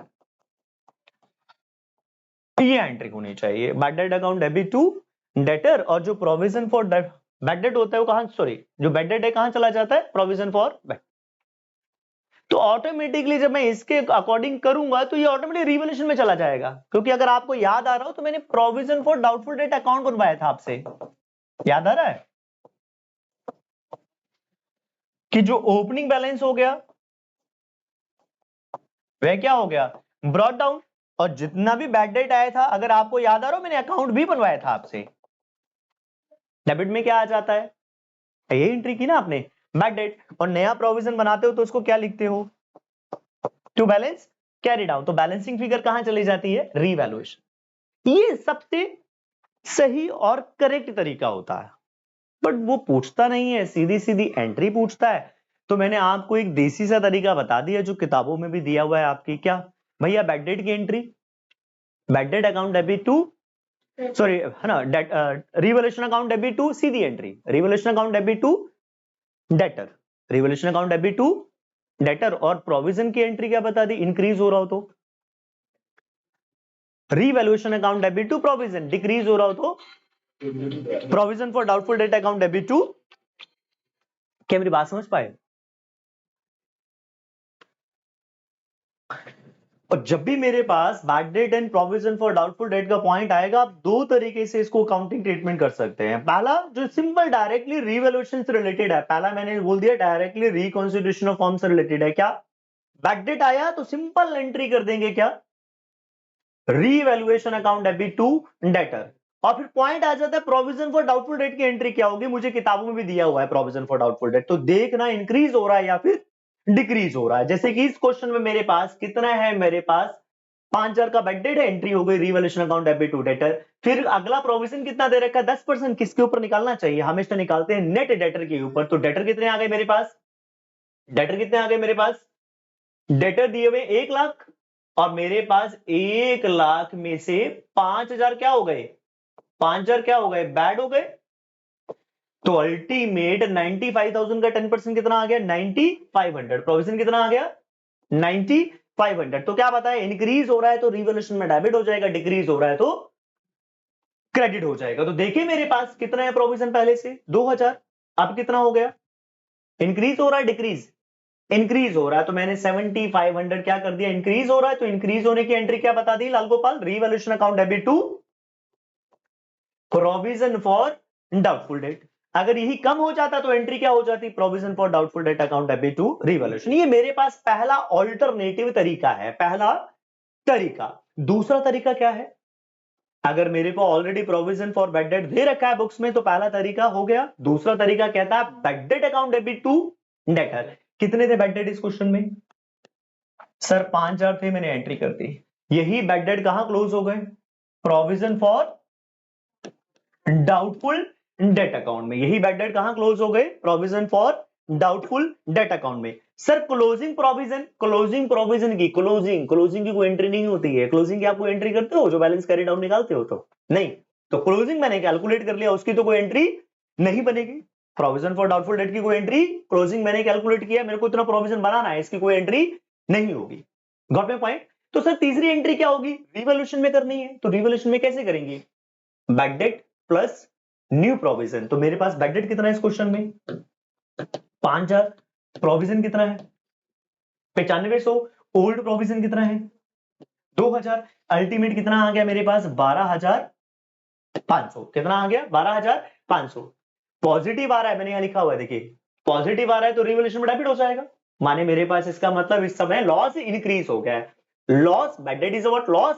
प्रोविजन इज एक्सपेक्टेड लॉस। पर अकाउंटिंग ट्रीटमेंट प्रूडेंस कॉन्सेप्ट तो ये कहता है चाहे लॉस है चाहे एक्सपेक्टेड लॉस है, both having the same treatment, दोनों की सेम ट्रीटमेंट है। तो एंट्री क्या हो गई? Revaluation account debit to provision for doubtful debt. मैंने निकाला क्या? एक्चुअली में मैंने provision for doubtful debt account बना लिया। क्या बना लिया? प्रोविजन फॉर, चाहे तो मैंने वर्किंग बता दी, bad debt plus new provision minus old provision.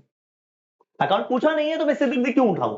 Positive आ रहा है तो revaluation account debit to provision, negative आ रहा है तो रिवर्स एंट्री। क्या बन गया reverse entry? Provision for doubtful debt account debit to, same वही बताया, इंक्रीज हो रहा है, इंक्रीज हो रहा है तो रिवैल्यूएशन टू प्रोविजन, डिक्रीज हो रहा है तो नेगेटिव और डिक्रीज, नेगेटिव और डिक्रीज।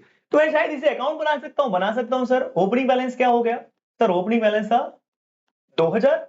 बीडी कितना आया मेरे पास सर? बैड डेट आया मेरे पास 5000। प्रोविजन कितना बनाया मैंने? कैरी डाउन, कैरी डाउन कितना आया था? 9500। अगर आपको याद आ रहा हो तो कहां जाएगा बैलेंसिंग फिगर? कहां जाने चाहिए? प्रॉफिट एंड लॉस अकाउंट में। कहां जाती है? प्रॉफिट एंड लॉस अकाउंट में। बैलेंसिंग फिगर कहां चली गई? Revaluation account. कितना? 12500। चाहे आप अकाउंट बना के कर लीजिए, चाहे आप, मैंने आपको देसी से तरीका बता दिया कैलकुलेशन करने का, bad debt plus new provision minus old provision, जो हम क्लास +1 में भी करते थे फाइनल अकाउंट बनाते हुए, यही करते थे ना भाई।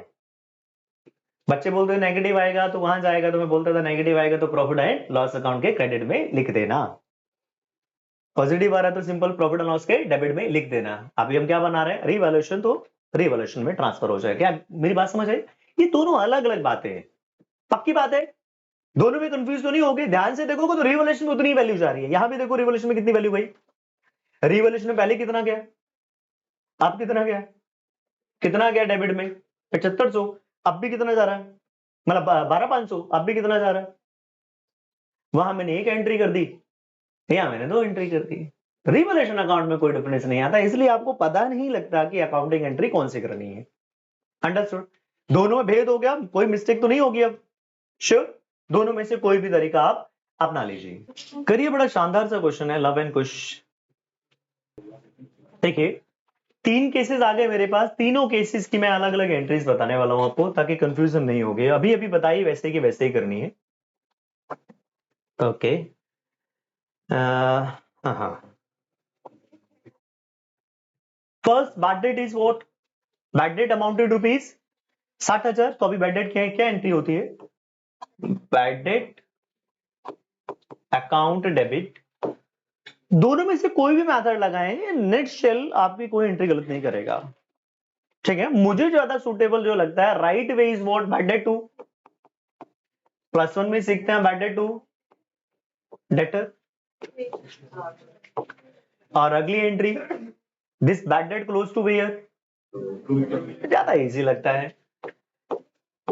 प्रोविजन फॉर डाउटफुल डेट कितना? 60,000 टू बैड डेट। अब पॉइंट आ जाता है, मेरे पास old bad debt, old provision भी दिया हो 90,000, तो क्या बताया था? उसका इंपैक्ट तो होता है न्यू वाले के साथ ना। न्यू प्रोविजन बनाया नहीं, मैं तो मान के चलता हूं कि नया प्रोविजन कोई है नहीं। क्या बताया? Bad debt. क्या बताया था? अगली एंट्री किसके थ्रू होती है? बैड डेट प्लस, चाहे मैं अकाउंट बना लूं, bad debt plus new provision minus old provision. Bad debt आ गया 60,000, न्यू प्रोविजन मेरे पास कोई है नहीं, कितना आ गया? नेगेटिव आ गया। क्या आ गया? नेगेटिव। क्या बताया था? नेगेटिव तो रिवॉल्यूशन के किस साइड जाएगा? Credit side. चाहे आप वैसे भी कर ले तो एंट्री क्या बन जाएगी? प्रोविजन फॉर, अगली एंट्री क्या बन गई? Provision for doubtful debt account debit to revaluation. अब मैं इसको एक बड़ी मस्त तरीके से बताऊं कि मैंने मान के चला था कि 90,000 का नुकसान होगा, आपको ज्यादा और क्लियर होगा। अभी जैसे हम WCR IFR करते हैं, मैं उसको वैसे ही कन्वर्ट कर रहा हूं। मैंने कितना एस्टिमेट लॉस लगा लिया? प्रोविजन कितना बना के रख लिया? 90,000। नुकसान कितना हुआ? 60,000। मतलब कितना क्लेम हुआ? दूसरी भाषा में बोले तो कितना क्लेम हुआ? 60। कितने का प्रॉफिट हो गया? Provision, obviously we have made the provision out of where? Profits. सारे प्रोविजन बनाए कहां से जाते हैं? प्रॉफिट एंड लॉस अकाउंट से बनाए जाते हैं, तो माने कि this is the part of profit. मैंने 90,000 का प्रोविजन बनाया, उसके अगेंस्ट लॉस कितना हुआ? 60,000 का। कितने का लॉस हुआ? 60,000 का। 30,000 का क्या हो गया? प्रॉफिट। वे प्रॉफिट किससे बढ़ जाएगा? पार्टनर में। तो सीधी भाषा में बोले तो provision account debit to revaluation. आप समझे ना नेगेटिव का क्या मतलब हुआ? ये दूसरा मीनिंग है कि 90,000 था, क्लेम कितना हुआ उसके अगेंस्ट लॉस। जैसे आईएफआर बनाते हैं, आईएफआर के अगेंस्ट कितना लॉस हुआ, तो बाकी बच्चा तो कहां चला जाता? पार्टनर्स कैपिटल में। एक्जेक्टली वही जो बच गया कहां चला गया? रिवैल्यूएशन में। रिवैल्यूएशन से कहां चला जाएगा अल्टीमेट? अब ये कहां चला जाएगा? प्रॉफिट हो गया। प्रॉफिट कहां चला जाएगा? पार्टनर्स कैपिटल में। अंडरस्टूड? अब मैं इसी को अकाउंट बना लूं। मैंने कहा ऐसे नहीं, मुझे अकाउंट बना के बताओ। तो अकाउंट कैसे बनाऊंगा मैं प्रोविजन फॉर डाउटफुल डेट का? अगर मैं इसका अकाउंट बनाऊं तो कैसे बनाऊंगा? By balance brought down. कितना? 90,000। बैड डेट कहां आता है? डेबिट में। सीधा भी अकाउंट बनाने तो कितना आया? 60,000। बच गया। बैलेंसिंग किधर आ रही है? इधर। बैलेंसिंग आ रही है तो मैं कहां ट्रांसफर कर दूंगा उसको? कहां चली जाएगी? प्रॉफिट लॉस अकाउंट में। तो रिवैल्यूएशन अकाउंट में 30,000 चला। तो सीधी एंट्री हो गई। अकाउंट से भी क्लियर है दोस्त? पक्की बात है सभी को? और वो अलग अलग एंट्री करते हैं तो वैसे भी कर लीजिए। बैड डेट की एंट्री क्या होती है? Revaluation account debit to debtor, सीधा 60,000। अब प्रोविजन के बारे में कुछ नहीं बताया तो इसका मतलब क्या हो गया? 60 से कितना हो गया? 0 हो गया, डिक्रीज हो गया। 60 से कितना हो गया? मान के चल रहा हूं कि कोई प्रोविजन नहीं बनाया तो क्या हो गया? प्रोविजन सारा खत्म हो गया तो एंट्री क्या हो जाएगी? डिक्रीज हो गया। तो provision for doubtful debt account debit to revaluation, तब भी देखिए नेट रिजल्ट कितना आ जाएगा? 30,000 रुपए का आ जाएगा। अल्टीमेट रिवैल्यूएशन गेन 30,000 रुपए ही रहेगा। अब अगली वाली एंट्री अगर मैं इस तरीके से कर रहा हूं तो एंट्री क्या हो गई? Bad debt account debit to debtor कितना? 90,000। And provision for doubtful debt कितना? वही जितना बनाया मैंने। बैड डेट कहां चला गया? प्रोविजन फॉर डाउटफुल डेट में। ध्यान दिया आपने? जितना प्रोविजन बनाया था उतना ही बैड डेट हो गया, उसके अगेंस्ट उतना ही लॉस आ गया। तो इसका मतलब रिवैल्यूएशन में कुछ गया ही नहीं, माने कि it was my right expectations, या कह सकते हैं right provision we have been made. यहां तक की कहानी क्लियर है दोस्त? ओके, आगे बढ़ जाते हैं। अगले वाले केस में कितना बनाया? 1 लाख। पहली एंट्री क्या हो गई? Bad debt account debit to debtor, कितने का? 1 लाख रुपए का। अगली एंट्री क्या हो गई? अब मान लो जब नया प्रोविजन नहीं बना रहा ना, सुनो, जब नया प्रोविजन ना बना रहा तो मैं ये भी मान सकता हूं कि नया प्रोविजन नहीं बना रहा तो स्टिल मेरे पास 30,000 का प्रोविजन पड़ा है। Carry down. क्लियर है की बात? दूसरा तरीका ये भी हो सकता है। पक्की बात है? ओके, आगे आगे मेरे पास कितना बनाया मैंने? 1 लाख रुपए का। एंट्री क्या हो गई भाई? Bad debt account debit to debtor कितना? 1 लाख। अगली entry provision for bad debt account debit to debtor कितना? 1 लाख। बैलेंसिंग फिगर ऑटोमेटिकली मेरे पास कितनी आ जाएगी? बैड डेट कितना है? 1 लाख। बैड डेट कितना हो गया? 1 लाख। नया प्रोविजन कोई मेरे पास है नहीं, पहले से कितना था? 90। 10,000 का अभी मुझे और रिक्वायर्ड है। जब ज्यादा क्लेम हो जाता है, शॉर्टफॉल हो जाता है, तो कहां जाता है? रिवैल्यूएशन में। उस तरीके से भी सोच सकते हैं। WCR is also one kind of the provision. WCR is also a provision. IFR is what? This is also the provision. Understood or not? पक्का? गलती नहीं होनी चाहिए। लेटेस्ट क्वेश्चन है, आ रहे हैं क्वेश्चन इसके। Do this question fast. Start करिए। टाइम अलॉट 12 मिनट। सबसे पहले तो इसका रिवैल्यूएशन ही आपका करेक्ट आना चाहिए। क्वेश्चन में रिवैल्यूएशन में कोई गलती नहीं होनी चाहिए। तो देखिए रिवैल्यूएशन में क्या लिखा है? Outstanding salaries. पहले वाली एडजस्टमेंट तो क्लियर है। Directly approach to the capital, cash account debit to premium and to capital. Directly approach to the capital and the next entry will be the premium for goodwill account debit to the old partners capital, जो मैंने बांट दिया sacrificing ratio में। पहली entry तो clear है, सीधा capital से रिलेटेड इन बैलेंस शीट से। Outstanding salaries 2000 be provided for. देखें जरा आउटस्टैंडिंग सैलरी ऊपर है या कहीं नहीं है, तो this is what? Increase in the liability. पहले से नहीं है तो this is what? Increase in the liability. तो मैं रिवैल्यूएशन बनाऊं तो किस साइड आना चाहिए भाई? To outstanding salary. ये आ गया। Market value of the investment कितनी हो गई? 50। पहले कितनी थी इन्वेस्टमेंट की वैल्यू? 60,000। तो 10,000 रुपए क्या हो गया? लॉस हो गया इन्वेस्टमेंट का। कहां जाना चाहिए? रिवैल्यूएशन में। पर जैसे ही रिवैल्यूएशन में लेकर जाने लगो, आप देख लेना कहीं आईएफआर तो स्टैंड नहीं कर रहा इसके अगेंस्ट। तो मैंने देखा बैलेंस शीट में कि आईएफआर 12,000 रुपए का इसके अगेंस्ट स्टैंड करता है। तो माने ये 10,000 का लॉस है इन्वेस्टमेंट का, कहां सेटल हो गया? आईएफआर से। जो इसकी वॉलेटिलिटी थी, जो चेंज आया था, वह सारा का सारा कहां से सेटल हो गया? आईएफआर से। अगला है debtor whose dues 18,000 were written off. कहता है कोई पुराने डेटर थे 18,000 रुपए के, जो कि राइट ऑफ हो चुके थे। माने हो चुका है, अब हमारा कोई लेना देना नहीं है। पर उसमें से 12,000 उसने दे दिए, उसको दया आ गई, that is what recovery, backdate recovered. कल वाले टेस्ट में भी क्वेश्चन था ना, तो एंट्री क्या हो गई, cash account debit to revaluation, तो सीधा कहां चला जाएगा, रिवैल्यूएशन में 12,000, तो अल्टीमेट मेरे पास आंसर आना चाहिए 10,000। आपके पास जो रिवैल्यूएशन का आंसर आना चाहिए 10,000। Prepare for capital account now. तो इसका कैपिटल अकाउंट जब मैं बनाऊंगा तो मैं कैपिटल अकाउंट में वही फिल्टर, सबसे पहले पहला फिल्टर क्या आएगा कैपिटल में, कैपिटल, सबसे पहले कैपिटल, ओपनिंग बैलेंस एंड नए पार्टनर का कैश, तो सबसे पहले कैपिटल। दूसरा लायबिलिटी साइड पर कोई रिजर्व प्रॉफिट तो नहीं है, तो हाँ मुझे मिल गया, जनरल रिजर्व भी मिल गया और मुझे आईएफआर भी मिल गया। 10,000 सेटल हो गया, 2,000 कहां चला जाएगा, पार्टनर के कैपिटल में। दूसरा क्या था, दूसरा पॉइंट क्या था, रिजर्व, रिजर्व माने any kind of the reserve, WCR है, जनरल रिजर्व है, आईएफआर है, ऑल एंड प्रॉफिट। तीसरी बात क्या बताई कि एसेट साइड पर कोई गुडविल तो नहीं है, एसेट साइड पर कोई लॉस तो नहीं है। चौथा पॉइंट प्रीमियम फॉर गुडविल। पांचवा पॉइंट जो आपने रिवैल्यूएशन प्रॉफिट लॉस निकाला। छठा point if any asset taken over by the partner. बिल्कुल सटीक, गलती नहीं होनी चाहिए। 6 बातें याद रखना कि 6 बातें आ गई है मेरी कैपिटल अकाउंट में, आ गई है तो क्वेश्चन कंप्लीट हो गया।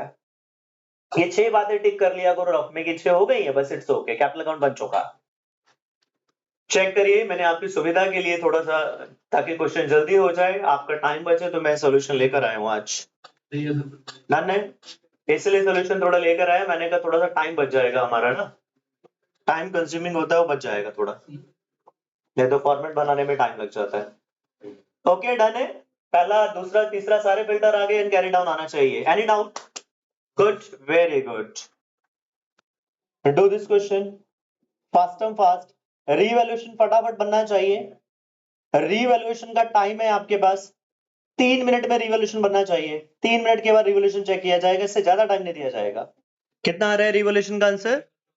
14,000। चेक कर लेते हैं, रिवॉल्यूशन का आंसर 14,000 करेक्ट है। आगे बढ़ सकते हैं, अभी हम चेक करते हैं। फर्नीचर 2,40,000 हो गया और टेकन ओवर भी कर लिया, पहले वैल्यूड हो गया, उसके बारे में बात करते हैं। तो फर्नीचर 260 था, 20,000 का क्या हो गया? अच्छा, इसमें ये तो बताया ही नहीं कि फर्नीचर को वैल्यूड किया गया है। आगे क्या है, 7,000 के creditor were not recorded in the books and plant and machinery है मेरे पास। 14,000 कैसे आया तुम्हारा? क्या क्या ले लिया तुमने, और कौन से आइटम आएगी? अच्छा, आउटस्टैंडिंग एक्सपेंसेस भी है ना, ठीक है ठीक है, मिल गया मेरे पास। प्लांट एंड मशीनरी की वैल्यू 20,000 रुपए की इंक्रीज हो गई। Okay, and outstanding expenses brought down to 9,000 हो गया। कितना था आउटस्टैंडिंग एक्सपेंसेस भाई? 10,000 था, अब कितने रह गए? 9। 1,000 और क्रेडिट में आ जाएगा, तो 20,000 का प्लांट आ जाएगा क्रेडिट में, और 1,000 का आउटस्टैंडिंग एक्सपेंसेस आ जाएगा मेरे पास। और डेबिट में क्या आएगा? सिर्फ कहते हैं 7,000 के क्रेडिटर, अभी जो मैंने कंसिडर नहीं किए। बच्चे गलती कहां कर देते हैं, कहते फर्नीचर 2,40,000 का था, ऊपर कितना था? 2,60,000, इसके साथ कंपेयर कर लेते हैं। ये बेसिक एरर करते हैं, क्यों भाई? उसने ये नहीं बोला furniture valued at right now 2,40,000, उसने तो ये बोला 2,40,000 का फर्नीचर पार्टनर ने ले लिया। अगर आपको याद आ रहा हो तो ये सिर्फ फिल्टर नंबर 6 है, asset taken over by the partner. तो इसका आंसर आ जाएगा 14,000 रिवैल्यूएशन। क्रेडिट में जाएगा प्लांट एंड मशीनरी, क्रेडिट में जाएगा आउटस्टैंडिंग एक्सपेंसेस, और डेबिट में आएगा सिर्फ क्रेडिटर। ठीक है, वेरी गुड, आगे करिए। नीचे जैसे 20,000 रुपये कम हो गया, लेकिन तुमने ले लिया तो क्यों नहीं? नहीं 20,000 कम नहीं, उसने रिवैल्यूड थोड़ी किया, उसने तो बोला 2,40,000 का फर्नीचर ले लिया, इसका 20,000 का पड़ा है अभी।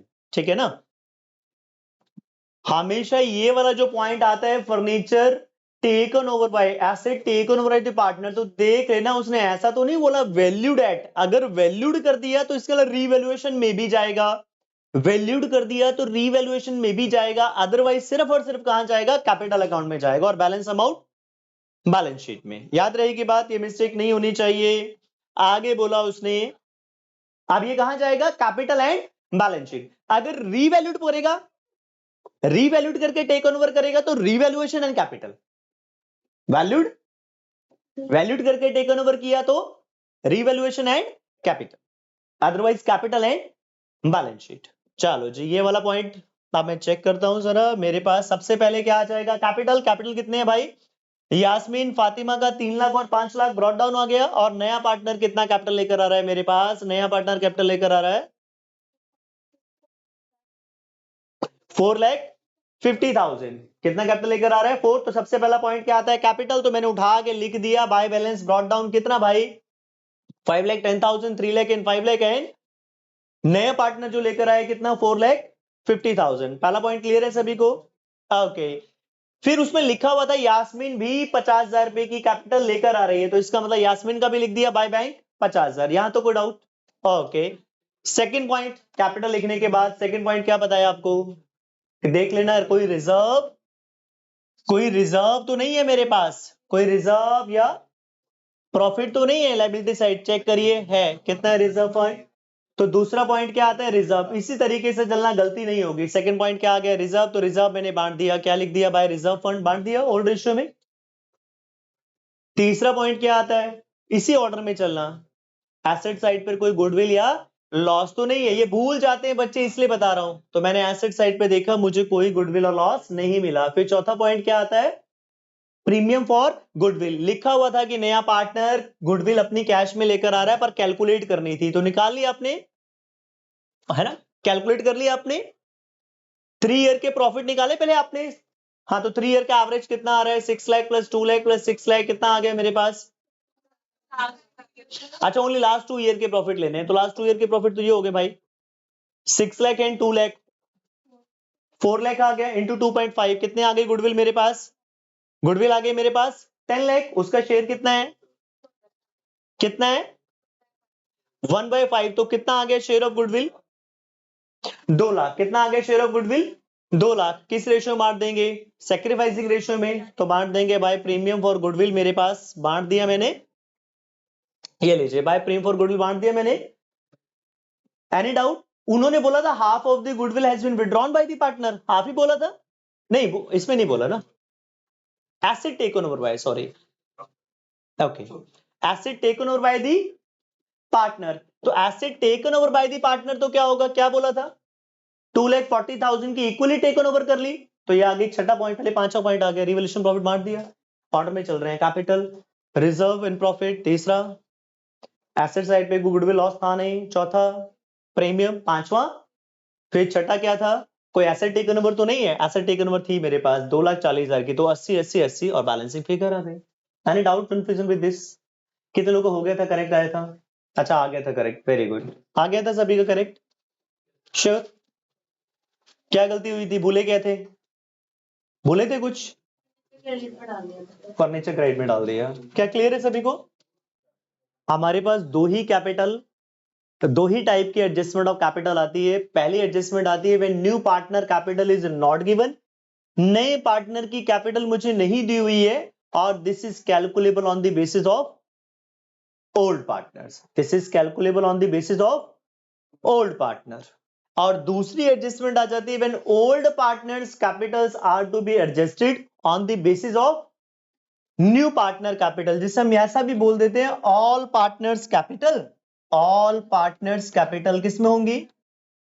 All partners Capitals will be in the new profit sharing ratio। सभी पार्टनर्स के कैपिटल किस में हो जाएंगी? नए प्रॉफिट शेयरिंग रेशियो में हो जाएंगी। Got my point? ऐसा लिख देगा, अंडरस्टूड। और ये करने के लिए बोल देगा, कह देगा इफ एनी एक्सेस और एनी डेफिशिएट, कह देगा कोई अगर एक्सेस आ जाए या फिर क्या आ जाए मेरे दोस्त? डेफिशिएट आ जाए। अगर एक्सेस और डेफिशिएट आ जाए तो ये कहां ट्रांसफर कर देना? ट्रांसफर टू कैश और by opening a current account, ऐसा लिख देगा। आपको ये दो प्रकार की एडजस्टमेंट आती है, दोनों अभी सिखाता हूं वन बाय वन। चलो सीखते हैं। When new partner capital is calculated on the basis of old partner. तो पहला केस करने जा रहे हैं जब नए पार्टनर की कैपिटल मुझे नहीं दी है, वो कह देगा कैलकुलेट प्रपोर्शनेट कैपिटल। क्या कह देगा? Calculate proportionate capital of the new partner. नए पार्टनर की कैपिटल मुझे ना दी होगी और बोलेगा भाई कि इसकी प्रपोर्शनेट कैपिटल को निकाल कर बताओ। तो हम वही कैलकुलेट करने जा रहे हैं बड़े सिंपल तरीके से। तो मैं पहली बात बताने जा रहा हूं। स्टेप नंबर वन में हम क्या करेंगे, सिंपल कैपिटल अकाउंट बनाएंगे। क्या करेंगे हम, capital account prepared as usual. आता है सभी को? जैसे हम अभी बना रहे थे सिंपल, वैसे ही हम सिंपल कैपिटल अकाउंट बना लेंगे और पुराने पार्टनर की कैपिटल को बैलेंस कर लेंगे and old partners capitals are to be balanced, है ना। उन्हें क्या करना है भाई, उन्हें हमें बैलेंस करना है। Old partners capitals are balanced now. Clear रहेगी बात? यहां तक तो मुझे सिंपल भरना है, सिंपल भाषा में बोलूं तो मुझे सिंपल कैपिटल अकाउंट बना लेना है। अब मैं यहां करने के बाद स्टेप नंबर 2 में याद रखूंगा, हमें जो नया पार्टनर का कैपिटल निकालना है वो स्टेप नंबर 2 में, रफ में, वर्किंग में ना। यहां तो कैपिटल अकाउंट है, पहली बात तो सिंपल कैपिटल अकाउंट है। मैंने बोला सिंपल कैपिटल अकाउंट बना लो and calculate their balancing figure, जिसे हम क्या बोलते हैं, टू बैलेंस कैरी डाउन। पुराने पार्टनर्स के बैलेंस को निकाल लो और लिख लो टू बैलेंस कैरी डाउन। अब पॉइंट आ गया, नए पार्टनर की कैपिटल मुझे नहीं दे रखी थी, वो निकालनी थी, तो वो कैसे निकालूंगा, एडजस्टेड कैपिटल। सर ये एडजस्टेड कैपिटल क्या है? अरे जो आपने कैपिटल निकाली है यही एडजस्टेड कैपिटल है। जो आपने कैरी डाउन कैलकुलेट किया यही कौन सी कैपिटल है, एडजस्टेड कैपिटल, जिससे आप कैरी डाउन बोलते हैं या बोलते हैं Capitals after all adjustments. Adjusted capital, closing balance of capital, याद रहेगी बात। कैरी डाउन इनटू नए पार्टनर का शेयर, उसी नियम पर आधारित है जो मैंने आपको सिखाया, जो जिस पर है उससे डिवाइड, जिस पे लाना है उससे मल्टीप्लाई। तो हिज शेयर और ब्रैकेट में कर देना डी माइनस एन। ये सर डी माइनस क्या है, एन है। डिनोमिनेटर में से न्यूमिनेटर माइनस कर देना। मान लेते हैं एडजस्टेड कैपिटल कैलकुलेट कर लिया मैंने 2 लाख रुपए। कितनी आगे दोनों की कैपिटल 2 लाख, और नए पार्टनर का शेयर था 1/5। क्या था, तो मैंने किया नए पार्टनर का शेयर 1/5। क्या बोला अभी, डिनोमिनेटर में से क्या माइनस कर लेना, न्यूमिनेटर। तो डिनोमिनेटर से मैंने क्या माइनस कर लिया, न्यूमिनेटर। सर ऐसा क्यों किया, अब इस भाषा को समझिए आप। मैंने बोला नए पार्टनर का शेयर कितना है, 1/5। ये किस बात को प्रेजेंट करता है, इसका टोटल शेयर कितना है, 5। टोटल शेयर कितना है, मेरा शेयर कितना है उसमें से 1। तो रिमेनिंग पार्टनर का शेयर कितना हुआ, 4। रिमेनिंग पार्टनर का शेयर कितना हुआ, तो मैं कितने से डिवाइड कर रहा हूं उसे, 4। ये कैपिटल किसकी है, एडजस्टेड कैपिटल ऑफ हु, किसकी है, ये किसकी कैपिटल है, रिमेनिंग पार्टनर की। तो डिवाइड भी किससे करना चाहिए, जो जिस पर है उससे डिवाइड। तो डिवाइड भी किससे कर दिया, उन्हीं कैपिटल से डिवाइड कर दिया। अंडरस्टूड? उसी नियम से बनाया गया है। तो डिनोमिनेटर माइनस जो तुम न्यूमिनेटर बोलते हो ना, ये क्या है, नया कुछ नहीं कर रहा हूं मैं रेशियो में भी करवा रहा था, शेयर कैपिटल में भी ये नियम करवा रहा हूं। एक ही नियम को अप्लाई किया मैंने, मुझे आता ही नहीं कोई और नियम, इसी नियम से सारी कैलकुलेशन कर लेते हैं, कुछ नया नहीं सीखेंगे। एडजस्टेड कैपिटल निकाल लिया into share D minus N. Got my point? पक्की बात है, ये आ जाएगा नए पार्टनर का कैपिटल जब बोला हो प्रोपोर्शनेट कैपिटल। हाँ एक्सेप्ट एक इसके साथ मैंने कंडीशन लिखा दी, कई बार वो सिर्फ बोलता है कंबाइंड कैपिटल के बेसिस पे निकालिए। क्या बोलता है, combined capital of old partner. तो याद रखना जो उनकी एडजस्टेड आई है उसने बोल ही दिया कि 1/5 of who, 1/5 of combined capital. तो मैं सिर्फ क्या करूंगा, adjusted capital into his share. कब ऐसा करूंगा, जब वो क्या लिख देगा, calculate his capital on the basis of combined capital of old partner. बस इतनी सी लाइन लिख के छोड़ देगा, combined capital of old partner. Sir जब कुछ ना लिखा हो, जब कुछ ना लिखा हो, नया फर्म लिखा हो, बाकी कुछ भी लिखता रहे, हमेशा क्या करेंगे, adjusted capital into his share. नए पार्टनर का कैपिटल कैसे निकालेंगे, adjusted capital into his share और डिनोमिनेटर माइनस न्यूमिनेटर। आपके एक स्टेप कम हो गया, अदरवाइज 2 स्टेप में करता मैं इसे। क्या बात समझ आ रही है सभी को? पक्की बात है। पर मैंने इसका एक अपवाद लिख दिया, एक्सेप्ट बोल दिया। क्या, adjusted capital into his share. देखो फॉर्मूला सेम रहा, बस मैंने क्या बोला, डी माइनस एन कब नहीं करना। बस मैंने ये बोला डी माइनस एन कब नहीं करना, क्योंकि मैं नंबर ऑफ थिंग्स नहीं सिखाता कभी भी आपको। मैं बोल रहा हूं कि डी माइनस एन कब नहीं करना, जब पर्टिकुलरली मेंशन्ड हो क्या, combined capital of old partner. जब ऐसा particularly specifically have been defined कि भैया आपको कब नहीं करना, जब उसने लिख दिया combined capital of old partner, जब ऐसा लिख ही दिया तब आपने डी माइनस एन नहीं करना, बाकी सेम फॉर्मूला है, जैसे कैपिटल टू शेयर तो होगा ही होगा। बस क्या बोला, क्या डिफरेंस आ गया, डिनोमिनेटर माइनस न्यूमिनेटर नहीं करना, क्योंकि उसने बोल ही दिया कैपिटल किसके बेसिस पे निकालनी है, कंबाइंड कैपिटल। अगला हमारे पास टॉपिक है ओल्ड पार्टनर्स कैपिटल एडजस्टेड और calculated on the basis of new partner. ऐसा लिख देता है या फिर लिख देता है all partners capital will be in the new profit sharing ratio. सभी पार्टनर की कैपिटल किस में हो जाएंगी, न्यू प्रॉफिट शेयरिंग रेशियो में हो जाएगी। अगर ऐसा लिखा हो तो आप सिंपल तरीके से पहले एज यूजुअल क्या बनाएंगे, एज यूजुअल कैपिटल अकाउंट बनाएंगे, प्रिपेयर कैपिटल अकाउंट। हमारा पहला धर्म क्या होगा, हम सिंपल कैपिटल अकाउंट बनाएंगे। क्लियर है की बात। एंड बिफोर बैलेंसिंग, तो कुछ सारी छोटी छोटी बातें भी लिख रहा हूं मैं। बिफोर बैलेंसिंग, बैलेंसिंग करने से पहले सिंपल कैपिटल अकाउंट बनाया। And before balancing calculate total capital of the firm. क्या निकाल लेंगे, calculate before balancing calculate total capital of the firm, क्योंकि बोल ही दिया कि सभी पार्टनर्स के कैपिटल किसमें होनी चाहिए, न्यू प्रॉफिट शेयरिंग रेशियो में। नया पार्टनर तो अपनी कैपिटल लेकर आ ही रहा है न्यू रेशियो में, अब उसने बोल दिया कि बाकी पार्टनर की कैपिटल्स भी किसमें हो जानी चाहिए, it should be in the एनपीएसआर, new profit sharing ratio. तो टोटल कैपिटल पहला काम करेंगे, कैलकुलेट टोटल कैपिटल। हाउ, कैसे, नए पार्टनर के कैपिटल के बेसिस पे निकालना है, तो नया पार्टनर का capital into reciprocal of share, reciprocal of share. Example ले लेते हैं, मैंने कहा 50,000 उसका नए पार्टनर का कैपिटल है और वो 1/5 के लिए एडमिट हो रहा था, तो इंटू 5 बाय रेसिप्रोकल ऑफ 1/5 क्या हो गया, 5/1। कितनी कैपिटल हो गई नए फर्म की, 2,50,000। तो पहला स्टेप क्या होगा, हमेशा before balancing must calculate total capital of the firm. Balancing करने से पहले total capital of the firm मुझे कैलकुलेट कर लेनी है। क्या यहां तक की बात क्लियर है। और स्टेप नंबर 2 में, स्टेप नंबर 2 में डिस्ट्रीब्यूट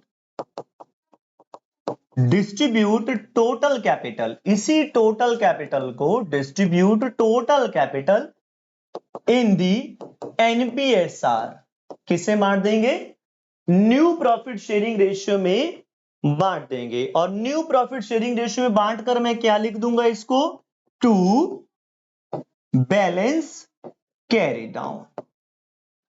तब पहला स्टेप क्लियर हुआ सभी को, बिल्कुल स्टेप बाय स्टेप इमेजिनेशन कर पा रहे हो कि कैपिटल अकाउंट बनाया अभी।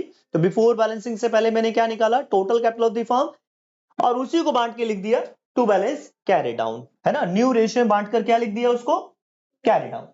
अब मुझे बैलेंस करना पड़ेगा, क्यों, क्योंकि नए फर्म में तो उनकी कैपिटल इतनी होनी चाहिए, तो देखना पड़ेगा कि पुरानी कितनी एग्जिस्ट कर रही है, पुरानी एडजस्टेड कैपिटल कितनी आ रही है, सारी एडजस्टमेंट करने के बाद उनकी कितनी कैपिटल आ रही है। यू गॉट माय पॉइंट, उनकी पुरानी कैपिटल कितनी आ रही है सारी एडजस्टमेंट करने के बाद। तो बैलेंसिंग फिगर कहां चली जाएगी, and balancing figure. Got my point, carry down लिख लिया, तो अब क्या आ जाएगा, balancing figure. Balancing figure transfer to where, balancing figure कहां जाएगी, balancing figure transfer to cash या टू करंट। मान लो 3 पार्टनर हैं, इसका तो नहीं आएगा बैलेंसिंग, क्योंकि नया पार्टनर तो ऑलरेडी नए फर्म में ही कैपिटल लेकर आ रहा था। तो इन दोनों पार्टनर का क्या आ सकता है, टू कैश या टू करंट। सर क्या अंतर होता है to cash and to current में, सर कैश का मतलब हो गया पेड, करंट का क्या मतलब हो गया पेएबल, बस इतना ही फर्क है। साइमल्टेनियसली सेटल्ड और लेटर ऑन सेटल्ड। बैलेंसिंग अगर कैश में ट्रांसफर कर रहे हो तो कहां, टू कैश लिखने का मतलब इट इज पेड, पेड का मतलब क्या हो गया, बैलेंस शीट बनाते हुए कहां से माइनस हो जाएगा, कैश में से माइनस हो जाएगा।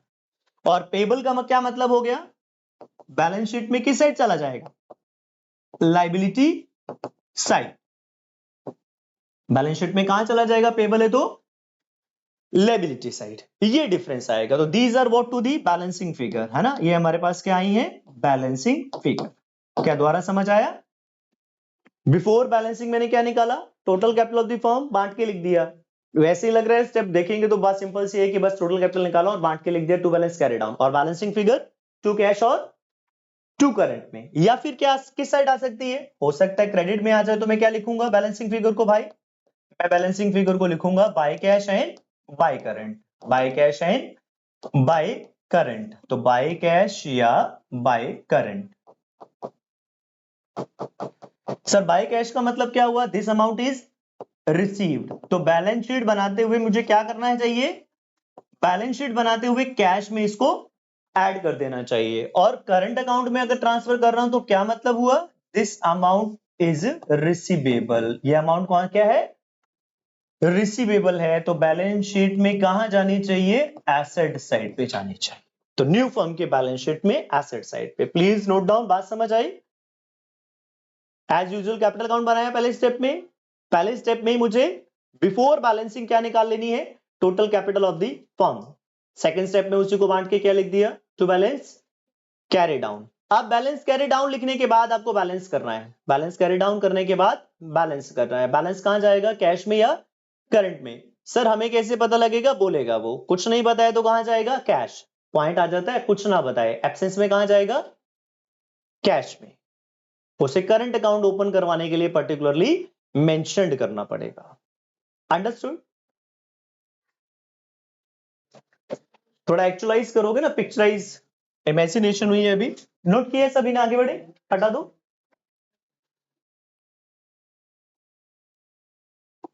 अभी आपको थोड़ा सा एक्चुअलाइज करवाते हैं तो थोड़ा सा और क्लैरिटी आ जाएगी।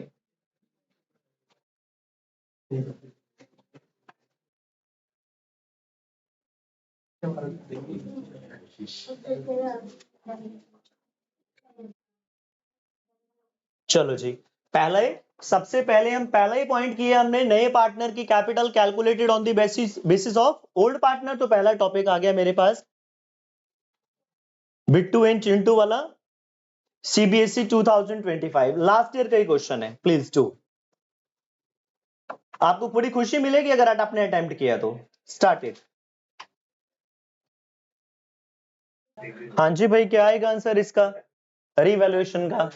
Fix asset are found to be over valued, ये तो सभी को समझ आ गया होगा, fix asset are to be found over valued. तो किस साइड आने चाहिए रीवैल्यूएशन में भाई, अगर रीवैल्यूएशन बना रहे हैं तो डेबिट में आ जाएगा क्या, फिक्स एसेट डेबिट में कितना, found to be over valued लिख ही दिया ना, कितने के द्वारा, it is over valued by 140। My first point is okay. अब पॉइंट आ जाता है क्रेडिटर वर पेड 420, यहां तक तो रिवॉल्यूशन में नहीं आएगा, मैंने कोई लायबिलिटी पे कर दी, इसका रिवॉल्यूशन से कोई लेना देना नहीं है। रीवैल्यूएशन का लेना देना है valuation of the asset and liability से, क्या उसकी वैल्यू कम हुई या ज्यादा हुई। पर जैसे ही आगे एक सेंटेंस लिखा है इन फुल सेटलमेंट, इसका मतलब कि जो मेरे जितने भी क्रेडिटर थे, तो चेक करना पड़ेगा क्रेडिटर कितने हैं, तो मुझे नजर आ रहे हैं 4,90,000। कितने नजर आ रहे हैं मित्र, 4,90,000। 4,90,000 को कितने में पे कर दिया, 4,20,000। तो 70,000 का क्या हो गया, प्रॉफिट हो गया। लायबिलिटी क्या हो गई, कम हो गई, डिक्रीज इन लायबिलिटी। यहां तक नहीं आएगा, पर जैसे ही ये सेंटेंस लिखा, इससे क्या हो गया, इसका मतलब वैल्यूएशन ऑफ क्रेडिटर हो गया, मैंने क्रेडिटर को कम कर दिया। निपटारा कितने में कर दिया, 420, तो 70,000 का मुनाफा हो गया। तो बाय क्रेडिटर्स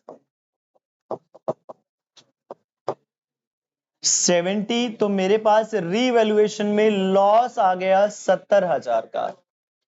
आप बनाइए भाई कैपिटल अकाउंट, ये लो जी रिवैल्यूएशन हो गया। ओके, नाउ कैपिटल अकाउंट पे आ जाते हैं। सबसे पहले वही कैपिटल में मेरे पास पुराने पार्टनर की कैपिटल दे रखी है 8 लाख, और चिंटू कैपिटल दे रखे ना 8 और 6 दे रखी है, ठीक है। नए पार्टनर की तो निकालनी ही है। दूसरी बात क्या बताया, रिजर्व बांट देंगे।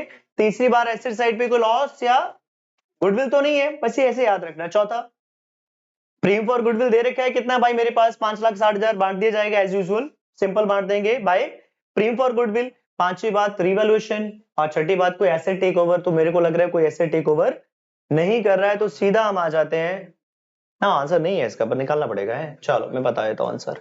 ओके ओके, ये लो फटाफट बन जाएगा। कैपिटल अकाउंट बताए थे मेरे पास, कैपिटल अकाउंट में बाय बैलेंस ब्रॉट डाउन कितना दोस्त, by balance brought down BCD 8 lakh 6 lakh. Okay, और रिजर्व बांट दीजिए भाई, रिजर्व कितना आ रहा है, रिजर्व कितना है 1,20,000 90,000। ओके, कोई मेरे पास गुडविल और लॉस नहीं है एसेट साइड पे। चौथी बात आ जाती है प्रीमियम फॉर गुडविल, बांट दीजिए प्रीमियम फॉर गुडविल।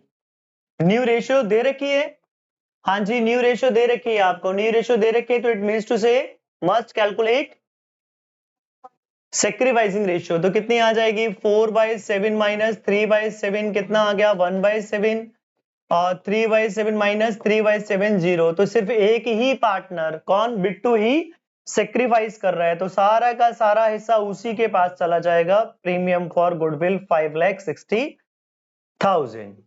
डन जी। और अगली बात कौन सी आती है, रिवॉल्यूशन का प्रॉफिट कितना है, रिवॉल्यूशन का प्रॉफिट भाई 70,000 निकाला था, 40 एंड 30। कैरी डाउन कर देते हैं, कर दीजिए कैरी डाउन भाई, कितना आ जाएगा carry down, carry down carry down बताइए भाई। 8 लाख 1,20,000 9,20,000 कितना है 6 14 15,20,000। ये ठीक है 15 20 कैलकुलेशन चेक कर, कैलकुलेशन करते क्या है। अच्छा रिवॉल्यूशन का लॉस है, अरे तो मैं पूछ तो रहा हूँ रिवॉल्यूशन का लॉस, ठीक है रिवॉल्यूशन का लॉस है भाई, मैंने गलत बांट दिया 40 और 30, हाँ फिर वो तो कम हो गया ना 20,000 से। हाँ ये आ गया मेरे पास 8 लाख 9 लाख 5 14 लाख 80,000। ये आ गया कैरी डाउन कितना आ गया 14,40,000। इसका टोटल आ गया मेरे पास 6,90,000 माइनस करूंगा तो कितना आ जाएगा 6,60,000।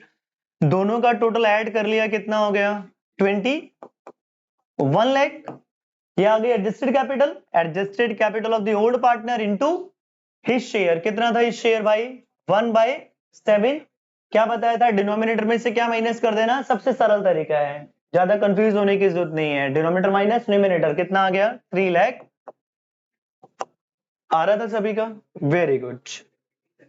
हाँ जी अब करिए, अभी हमने एक क्वेश्चन एक्चुअलाइज किया, when new partner capital is calculated on the basis of old. अब हम करने जा रहे हैं ओल्ड पार्टनर की कैपिटल को न्यू के बेसिस पे एडजस्ट। चलो लेट अस स्टार्ट, ताकि पूरा चैप्टर कंप्लीट हो जाएगा विद एवरी सिंगल क्वेश्चन, हर तरीके का क्वेश्चन। इसमें भूमि एंड छवि की कैपिटल को एडजस्ट करना on the basis of Aditi.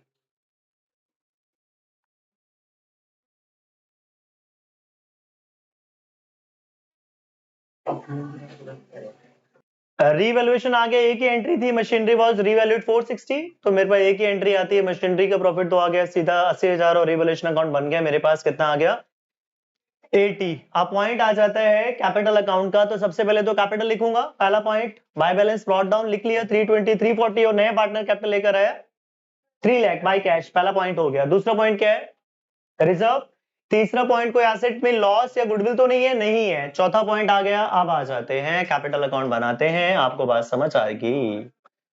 Okay balance brought down is okay to everybody, क्या सभी को बैलेंस क्लियर है।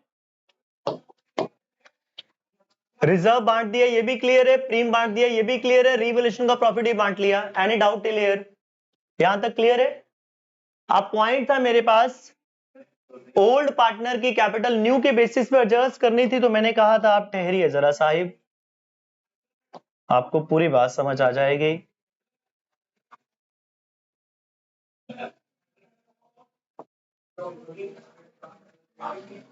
ओके तो उस केस में मुझे क्या करना चाहिए, उस केस में आपको बताया बिफोर बैलेंसिंग। आ गए हम, पहला स्टेप क्या जाना हम लोगों ने, बिफोर बैलेंसिंग। मुझे बिफोर बैलेंसिंग क्या करना चाहिए, बिफोर बैलेंसिंग मुझे क्या निकालनी चाहिए, total capital of the firm. तो total capital of the firm निकाल लूं मैं, कितनी आ गई? न्यू पार्टनर की capital into reciprocal of a share. क्या था इसका शेयर? 1/, तो रेसिप्रोकल ऑफ शेयर क्या हो गया? 3/1। कितनी आ गई टोटल फर्म की कैपिटल? 9 लाख। इसी 9 लाख को मैं किससे बांट दूंगा? न्यू प्रॉफिट शेयरिंग रेशियो में। अगर मैं इसे न्यू प्रॉफिट शेयरिंग रेशियो में बांटूंगा तो क्या आ गया मेरे पास? 375, 225 एंड 3 लाख। बात समझ आई? न्यू प्रॉफिट शेयरिंग रेशियो में बांटेंगे तो क्या आ जाएगा? 375, 225, 3 लाख। निकाली सभी ने न्यू रेशियो, हम लोगों ने सीखा, आता है सभी को निकालना। तो मैंने न्यू रेशियो में बांट दिया 375, 225। यहां तक कोई डाउट? आप बैलेंसिंग करते हैं, और बैलेंसिंग कहां ट्रांसफर करनी है? इस क्वेश्चन में क्लियरली मेंशन किया है, balancing figure transfer to the current account. तो मैं देखूं टोटल किस साइड का ज्यादा आ रहा है। अरे मैंने देखा इस साइड का टोटल आ रहा है 4,15,000 और माइनस किया 3,75,000, तो कितना आ गया बैलेंसिंग? 70,000। कहां चला जाएगा? करंट अकाउंट में। उसने बोला हुआ था बैलेंसिंग फिगर कहां चली गई भाई? बोल दिया उसने, बैलेंसिंग फिगर को करंट में लेके जाना है। सिर्फ क्या अंतर होता है? करंट का मतलब पेबल है, टू करंट का मतलब पेबल है, बैलेंस शीट में लायबिलिटी साइड जाएगा। Balance sheet he is not asking कि बैलेंस शीट बनाओ। ऐसे ही मैंने इस साइड का भी टोटल देखा, तो इस साइड का टोटल आ रहा है 4,15,000, तो बैलेंसिंग कितनी आ गई? 1,90,000। कितने लोगों को करेक्ट आ गया था? आ गया था। तरीका समझ आया? तरीका समझ आया? मैं नहीं एनपीएसआर निकाल सकता हूं, ये तो पता ही ना। 9 लाख में से इसकी कैपिटल कितनी है? 3 लाख। तो दोनों की रिमेनिंग रेशियो जरूर दे रखी होगी क्वेश्चन में। नई रेशियो दे रखी है, बहुत बढ़िया। नहीं तो उनकी रिमेनिंग रेशियो तो दी ही रखी होती है, उसी मार दीजिए, तब भी यही आ जाएगा। रिमेनिंग अमाउंट को रिमेनिंग प्रपोर्शन में बांट दीजिए। रिमेनिंग अमाउंट रह गई 6 लाख। रिमेनिंग अमाउंट कितनी है? 6 लाख। और रिमेनिंग प्रपोर्शनेट क्या था उनका? 5:3। आप 6 लाख को बांट दीजिए 5:3 में, वही आ जाएगा।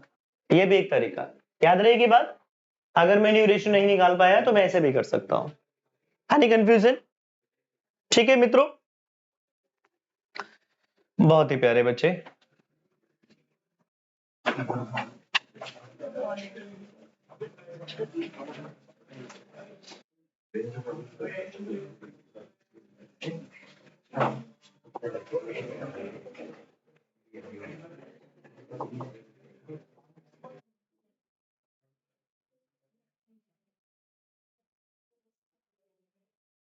ओके, फटाफट कर दीजिए, क्वेश्चन करिए और घर जाइए।